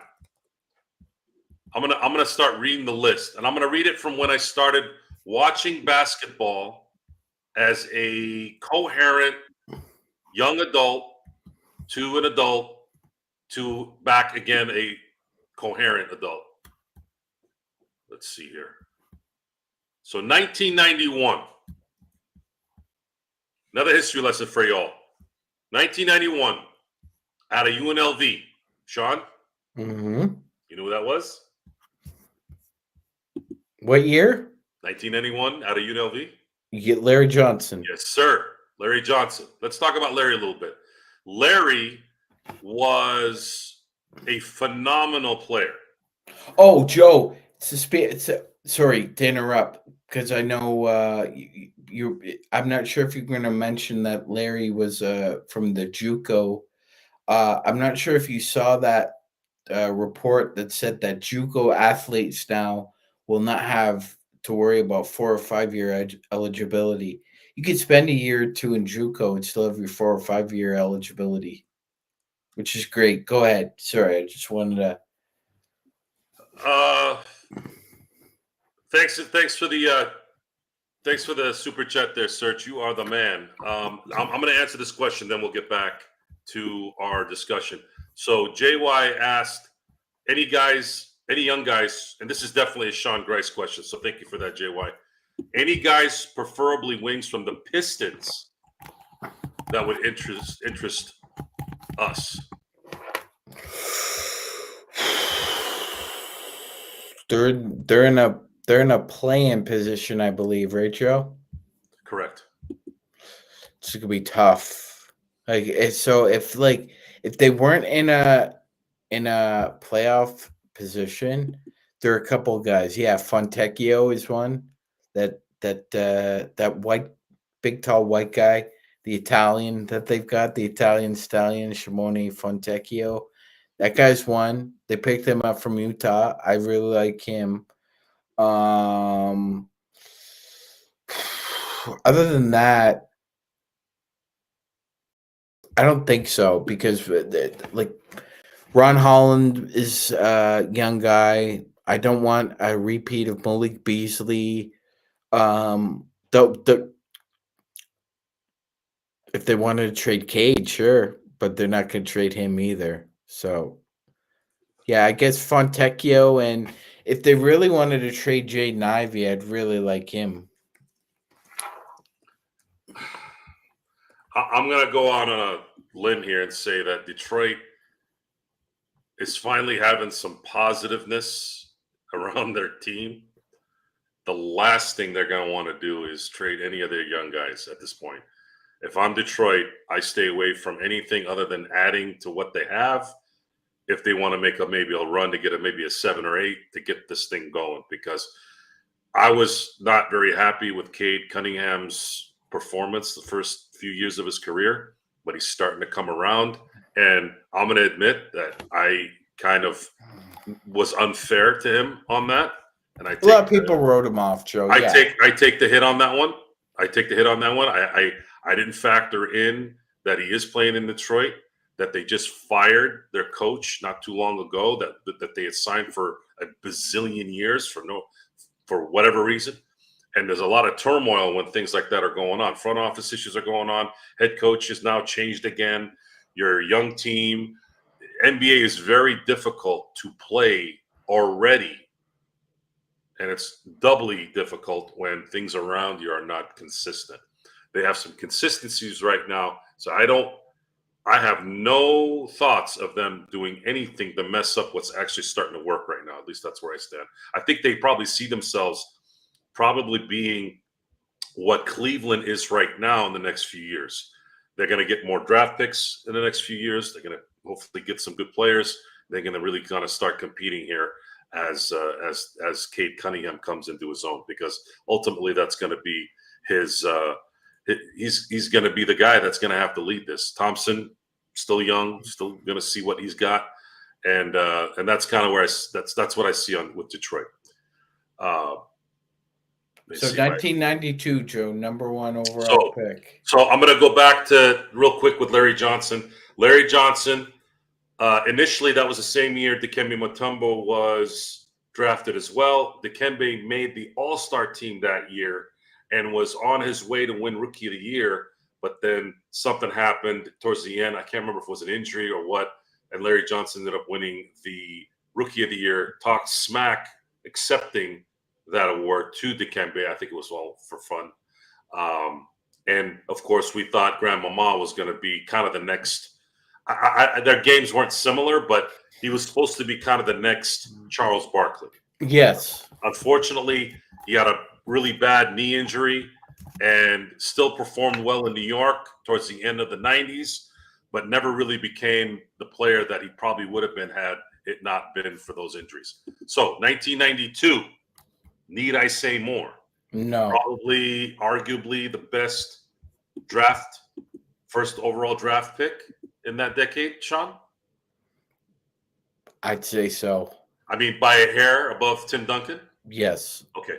So Shaquille O'Neal, do we really need to explain this one? No. Okay, good. 93, Chris Webber. Mm-hmm. Much similar to Larry Johnson, minus the injury. But what Chris did that kind of set him astray is he didn't want to deal with Don Nelson in Golden State. And what was tragic about that is that first year with Golden State, I don't know if you remember this, they had an epic first round matchup with Phoenix. Mm-hmm. It was the most entertaining sweep I've ever watched. It was the most entertaining sweep I've ever watched. Golden State was running and gunning. Crazy. Future was bright. But for some reason, the Warriors chose Don Nelson over Chris Webber. Chris Webber ended up getting traded to Washington after that. And need I say more? So, Chris Webber, much like Larry Johnson, they were there, but it didn't finish the way it probably should have. Those two should be in the Hall of Fame based off their talents, especially Chris Webber. Chris Webber's game was so team NBA oriented. It's a shame that things didn't go a little bit smoother for him. And a lot of it was his fault. A lot of it wasn't. It just kind of played out that way. And that's, again, how it goes. So the next year, Glenn Robinson. Big dog. Wanted to up the ante on the rookie contract. He wanted more money than Larry Johnson got a few years before, Joe. Mm-hmm. So he, like, to be honest, Big Dog is like the godfather of holdouts for the NBA. Well, I don't. There was no discrediting him for that. I don't think anybody I remember was against him. When you have that going with other NBA players, they're like sitting there going, yeah. Give Glenn Robinson $100 million because that means Shaq's going to get 120. I guarantee you, Shaq was sitting back going, yeah. Give him 100. Give him 100. Yeah, Glenn wanted to be the first $100 million man, but didn't happen. No, that was, I believe it was Juwan. Yes. Of all people, Juwan Howard. Juwan Howard. Timing matters, folks. Timing matters. So, Glenn Robinson, known for his contractual acumen, although was a pretty good player too. Yeah. The Milwaukee Bucks with Ray Allen ended up going to the Eastern Conference Finals. They got beat by the Sixers. And they beat the Lakers twice. Yes, in 2001. That would have been an interesting finals, but I think the Lakers would have swept them either way. But a good player, much like Larry Johnson and Chris Webber. So right now we're looking at the first 4 picks. We're not going to go through all 30 plus here, guys. I'm going to stick to the 90s. So, and we'll continue maybe on the next show. But the next one was likely probably one of the worst first overall picks in Joe Smith. Definitely. Joe Smith, another, he's actually more known for the Kevin McHale snafu deal. Pains me KG was not number 1 that year. He would have been number 1 if that scenario was just 3 years later. No one was picking a high school kid first overall. How different would the Warriors team be if they had picked Oh my God. right? Mm-hmm. It would have been interesting. I don't know. Golden State, I don't know. We'll never know that one. Joe Smith, obviously, no bueno. Sorry, Joe. Don't mean to be mean, but it is what it is. 96, arguably the greatest draft class of all time. Mr. Yeah. AI I would say so. Yeah. Okay. So what are we trying to get here, Sean? What are we trying to solve here about first overall picks? That sometimes they're hit, sometimes they're missed, Joe. So right now, the only one that's won championships Shaq. is Shaquille O'Neal. Shaq. So now, AI, following year, you have Tim Duncan. That's the other one. And then after that, it's Michael Olowokandi, Elton Brand, Kenyon Martin, Kwame Brown, Yao Ming. Okay? So between 1991 and 2003, there was only 3. Shaq, Duncan, LeBron. That's it. Then you had Howard picked after that, who was a secondary champion, if not third or fourth. After that was Andrew Bogut, won a championship, was kind of like a third or fourth guy. And then it was Andre, is it? How did you pronounce Bargnani? I know Bargnani, but his first name. Andre Bargnani, okay. Another dud. Greg Oden, another dud. Derrick Rose started out the gate well. Didn't win anything, though. Blake Griffin didn't win anything. John Wall didn't win anything. So look at that, Sean. Look at that lineup from 2000 to 2010. Only LeBron James was the legit one out of that entire decade and 1 year. Exactly, Joe. That is crazy. And you could say after that, Kyrie Irving wasn't really a one. Anthony Davis, could you say he was a one in 2020? Okay. Not really. Anthony Bennett, worst first overall pick probably in our lifetime. Andrew Wiggins. Yeah.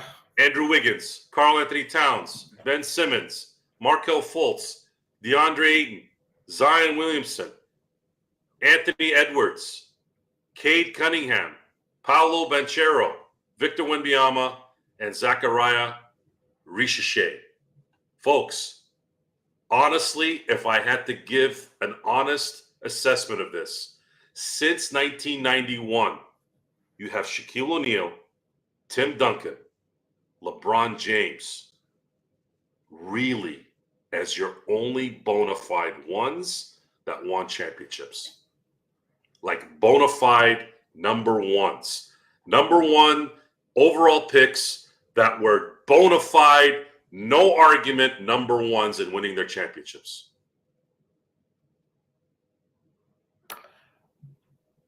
Boston didn't win their championship with the number one overall pick. Boston? Celtics. No. The Denver Nuggets didn't win their championship with the number one overall pick. I don't think the Milwaukee Bucks had a number one pick overall on their team either. It doesn't necessarily equate to winning championships. But did you think it was going to be that bad, though? That is a No. bad percentage. No, it's very weak. 3? Bro, that's 33 years ago. 34 first overall picks, and you only have Shaq, Duncan, and LeBron as the bona fide number one championship player. That is a terrible percentage that I actually did not know until tonight. You all found out the same time I did. I didn't even think of it. And I'm waiting for someone to come on here and say, how can you not call Anthony Davis a number one? He's won a championship in every area. He wasn't a number one on his team. Were you a number one on your when you were picked, and then the number one guy on your team? You're never going to be Tim a number Duncan, one. David. So here's the thing, Joe. As soon as the Spurs drafted Timmy, David Robinson knew he was number two. But we're not going to play it like that because Tim's they're kind of classy guys. So I'm not going to play it like I'm a number one and you're number two because that's just but he was. Tim Duncan would play center on offense because the Spurs needed his finesse down low, Joe, and he would play power. He would play power forward against quicker, not necessarily stronger, but more adept players at the power forward position with Robinson there, because you're essentially playing with two centers. As much as a lot of people want to say Tim Duncan's the greatest power forward ever, what I still think it's Karl Malone, but that's just me. I think Duncan was a hybrid. He was kind of the first hybrid that the NBA has had at the front court position. That being said, you know when you're number two and the number one steps through the door. Like you said, Shaq, TD, and LeBron. When all three of those guys walked through the door, they were the number one guy. I got a crazier stat for you. You ready? Everybody ready? Mm. Only one player was picked one overall and one with the current team he got picked by. Now, I'm not counting LeBron James coming back to Cleveland. He left. He left. Now, I'm not saying you couldn't leave. It'd be Tim Duncan. Tim Duncan is the only first overall pick since 1991 to win with the team he was drafted by. That's crazy. That is a crazy stat. And then I'm looking at the all-time picks.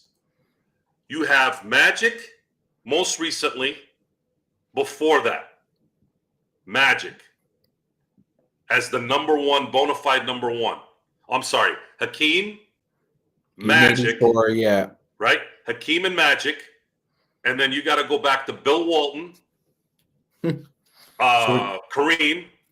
So we're going to the late 60s, early 70s. You have five guys. Five. And then in the entire history of the NBA. Like 75 years of drafts. Since 1947, you've had five players who were picked first overall that won a championship as the number one guy for their drafted team. Bill Russell was traded to the Celtics. The Celtics never drafted him. I think he was picked 4th. Mm-hmm. Yeah. And no matter what, guys, Kobe Bryant was drafted by the Charlotte Hornets. Oh, wait a minute, Joe. Wait a minute. Okay. No. Never mind. You counted Kareem, right? Yeah. He was known as Lou Alcindor at that time. Yeah, with Milwaukee. Yeah. And I didn't count Oscar Robertson because he wasn't number one when he won with Kareem, and he didn't win. He didn't win in Cincinnati, anyways. But look, it's a crazy.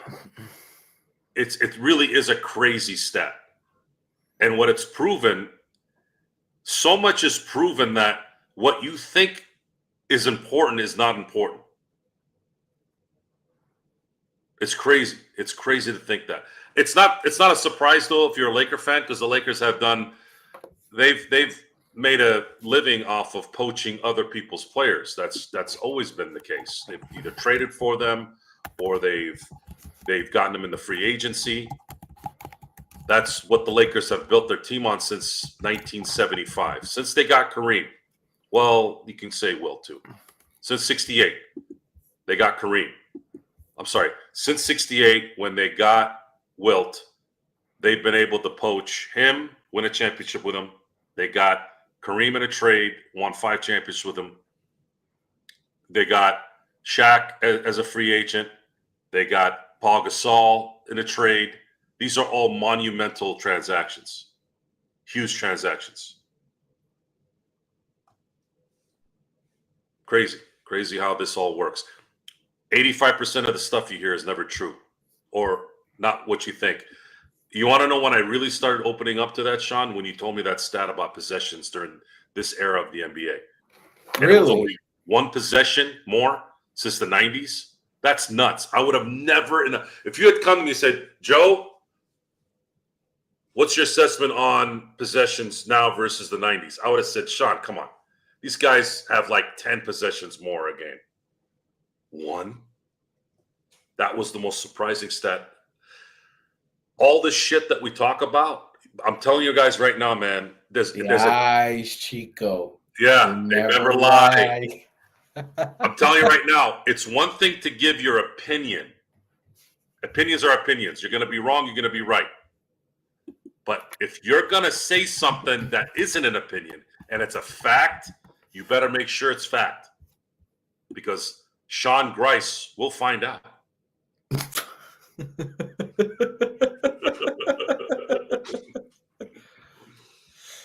But no, hold on. Darren keeps talking shit and I'm ignoring him. Hold on. Let me see what this fucking guy is saying. Hold on. Darren, what are you saying? Hold on. Let me pull your shit up here. We could have drafted Tatum and played Magic at the point. Ha ha. What is this? What kind of comment is that? Are you just pulling shit out of your ass? Yes, the Grice is right. Hold on. The Grice is right. He's changing my name, is he? There you go. The Grice is right. The Grice is right. That Kurt, you got to trademark that, man. I'm using that. So is this a shoot at the scouting department, Joe, or upper management? A lot of misses. I don't know what this is because a lot of these guys, they were the best players at that time. If you look back at when we started talking first in 1991, Larry Johnson was the best player in the country at that time. Shaq was the best. Chris Webber was the best. Glenn Robinson, what was he dropping? 30 points at Purdue, right? That was the same draft that Grant Hill and Jason Kidd were in as well. The problem with Duke players, yeah, and Kidd still holds it against Grant Hill that he won Rookie of the Year and Kidd didn't win it unanimously. I didn't know he did. I didn't know I never heard him talk about. Yeah, he's held a grudge against Grant Hill ever since. The issue at that time, a little bit, was that Duke players didn't translate well in the NBA. I bet you if it was 10 years later, I think Grant Hill goes number 1 in that draft. So 94. Hold on a second. Let me get my thing back. So looking at Joe Smith, I don't even remember who the hell was in the 95 draft. You had Jerry Stackhouse, Rasheed Wallace, Kevin Garnett. If you redo that draft, it's that's an easy one, right? Garnett is 1, Rasheed is 2, right? Mm-hmm. Yeah. And then after that, you had guys like Michael Finley. You had guys like Theo Ratliff. You obviously had Jerry Stackhouse, Antonio McDyess. I would say if that draft just flipped, it would have been exactly correct. You would have had Kevin Garnett 1, Rasheed Wallace 2, Jerry Stackhouse 3, Antonio McDyess at 4, and then you'd move up Michael Finley at 5, and then Theo Ratliff at 6. This has always been the question, Joe. Yeah, this is interesting because a few minutes ago we just finished talking about how nobody was going to take KG number 1 out of high school. What about Tim Duncan, Joe? Because at any point in time, Tim Duncan could have left Wake Forest. He spent 4 years at Wake Forest. He could have been the number 1 pick in 95, 96, or 97. He decided to come out in 97. Do you think he would have gone number 1 in 95 or 96? I don't know about 95, but for sure 96. For sure 96, because it was the big man was always going to be number 1. You would have AI obviously being second, and everybody else would fall in line from there. But the thing with Duncan is it was still at a time where the high school player wasn't there yet. It was. Yeah, it's really interesting because like Travis Hunter is his version of like Tim Duncan, this like transformational star who went to like a school you never would have thought he was going to. Yeah, and it was a fortunate calculation for him to go to San Antonio at that time because he was already respected so much for staying 4 years. So you had a lot of good publicity from the NBA fan. He comes in, makes first team All-NBA his first season, and then wins a championship in year 2. And that kind of set the stage for Duncan to be the guy that made the right decisions and was the ultimate team player. That's right. Darren Duncan won the championship in 3 different decades. Do you know who the other NBA player to do that is? Joe knows the answer, but we'll go see if Darren knows. Darren, do you know? Mr. Smarty Pants?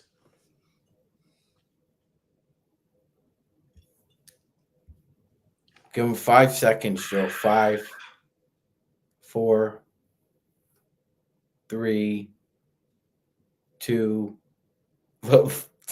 1. It's John Sally. Sally won in 89, 96, and 2000. Mm-hmm. Well, LeBron won in 3 decades too. Technically. No, he didn't. No, he didn't. Sorry. No. John No. Sally. No. I don't know why I thought 07 for some reason. What the hell's wrong with me? You've had about 8 shots of Crown Royal. Still pretty good though. They don't go down well, but they're settling pretty well. No, Mark, Rondo only won 2 championships. But yeah, like the history of the NBA has shown, Joe, the blueprint to winning a championship isn't necessarily building around a number 1 overall pick. But see, I didn't know that. I didn't know that till tonight. It's about building around the right player. I did not know it was that insignificant. Think about this for a second, dude. 1 player, 5 total. In the history of the NBA is about to hit 80 years in about 3 seasons. 80 years, 77 years, where you've only had 5 first overall picks win championships as the guy on their drafted team, you're essentially saying let's work the numbers there. Look at how bad this number is. 5 divided by 77. That means you have a 6% chance of that player that you pick first overall to win a championship with. 6%? That's really low. That is horrid. That is a horrible percentage. And how many times have we seen second overall picks become duds in the NBA? So what is it? What is it that now is going to be tough, Sean? I'm getting to the point here. What did the NBA kill themselves with this new CBA? A team having a dynasty. Yes. Yeah. They dynasties is what the NBA has built their foundation with. Do you think anyone in the 80s? It's the rock in which they built their entire. Exactly. The greatest decade of basketball in the NBA was between 1980 and 1989. Boston and LA played in 8 of those finals. 10 finals, including 3 against each other.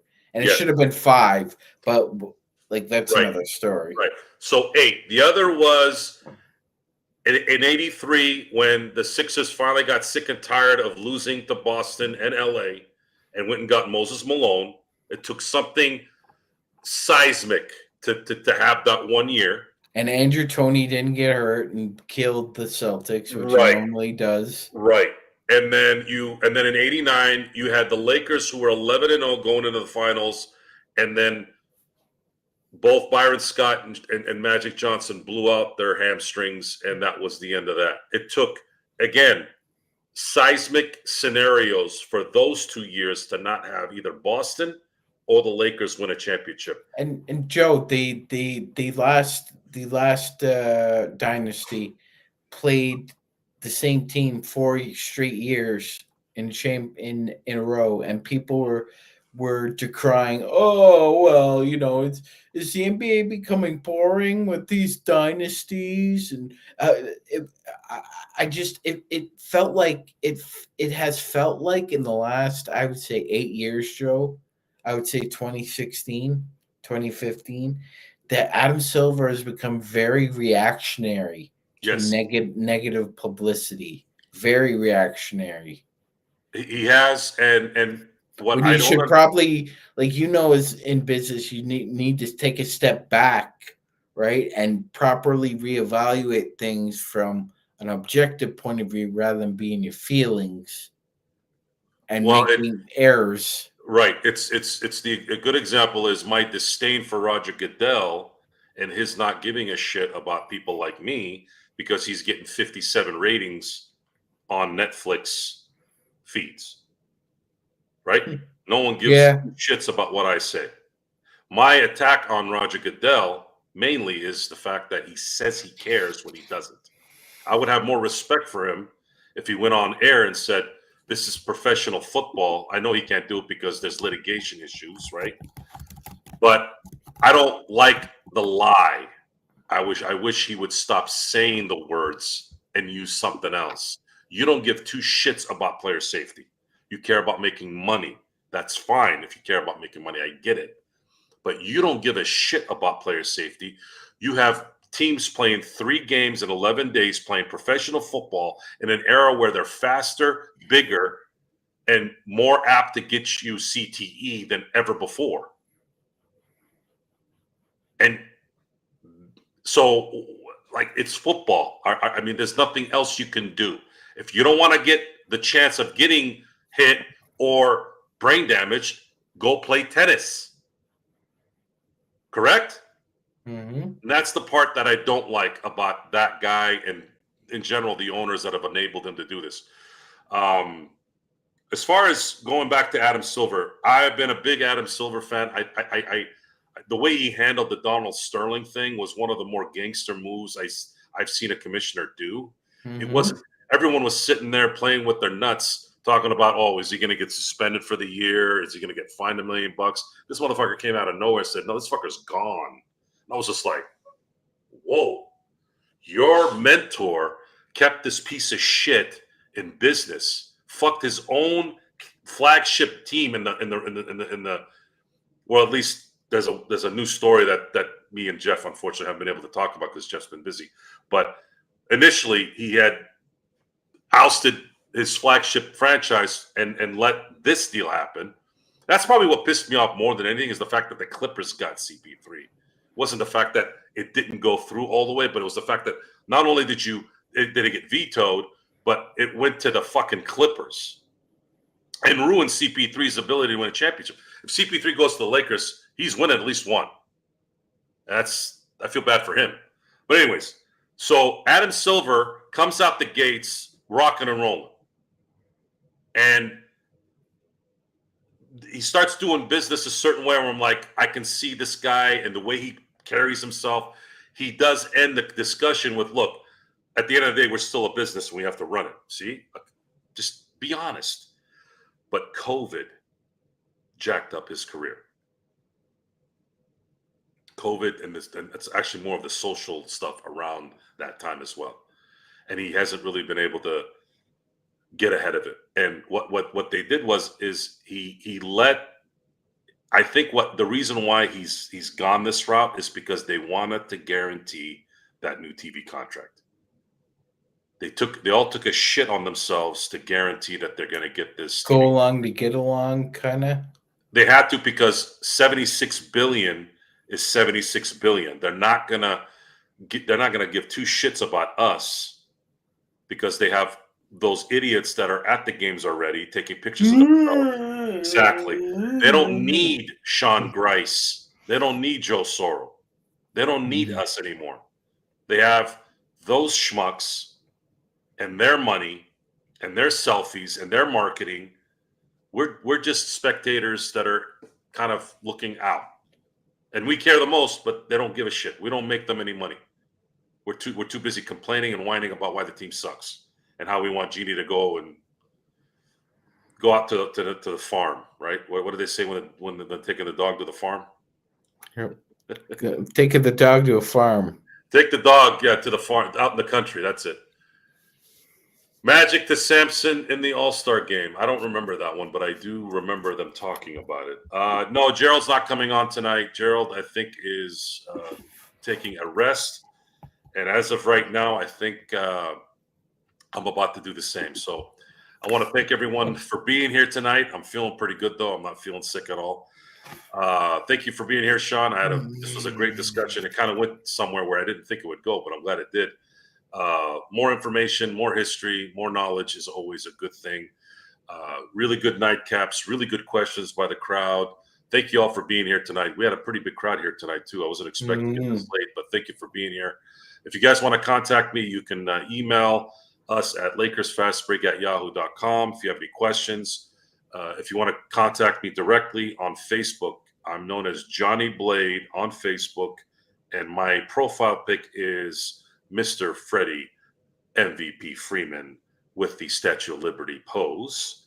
You'll be able to DM me there if you'd like, or write on my wall. It's up to you. Although I do have it on private, so you'll have to friend me first. Or you can reach me on Instagram with SinBlades_turf. That one's more my business side of things, so please be gentle, or just PM me, say whatever you want. And then, of course, X, the pollution that is social media, but I still have a presence there. It is under my real name, which is one of the few things that have my real name, which is Joe Soro LFB.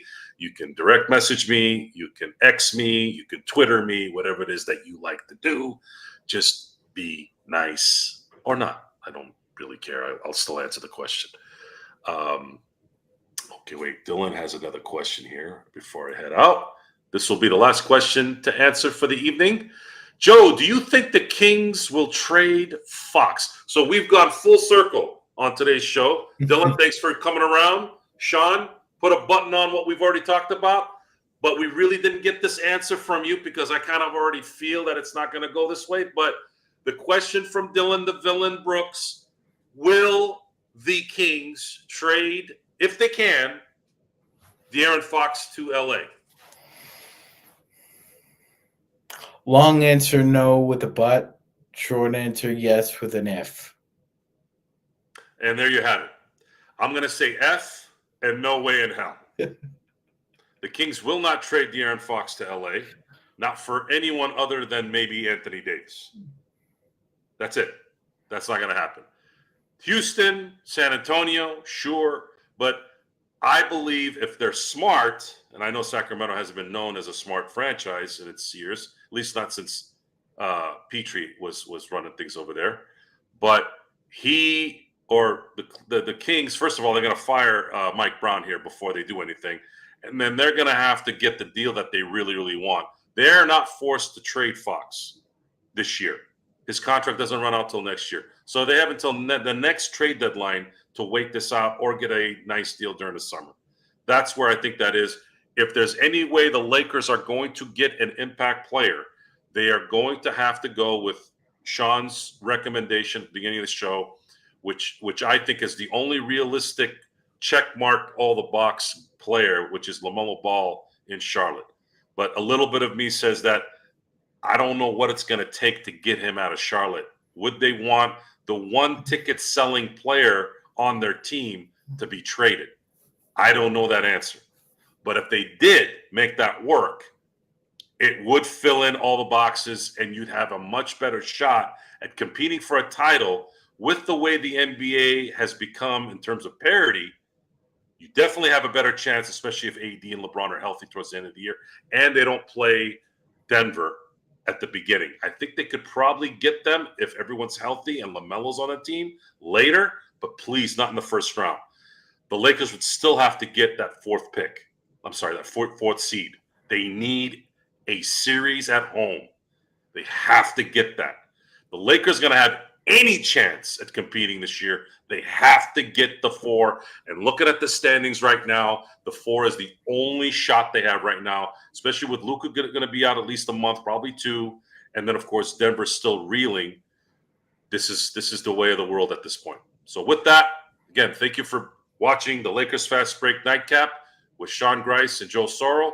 We should be back tomorrow with the Podfather. Sean and I, we're always floating, yes or no, but usually we're here. Until next time, we'll see you next time.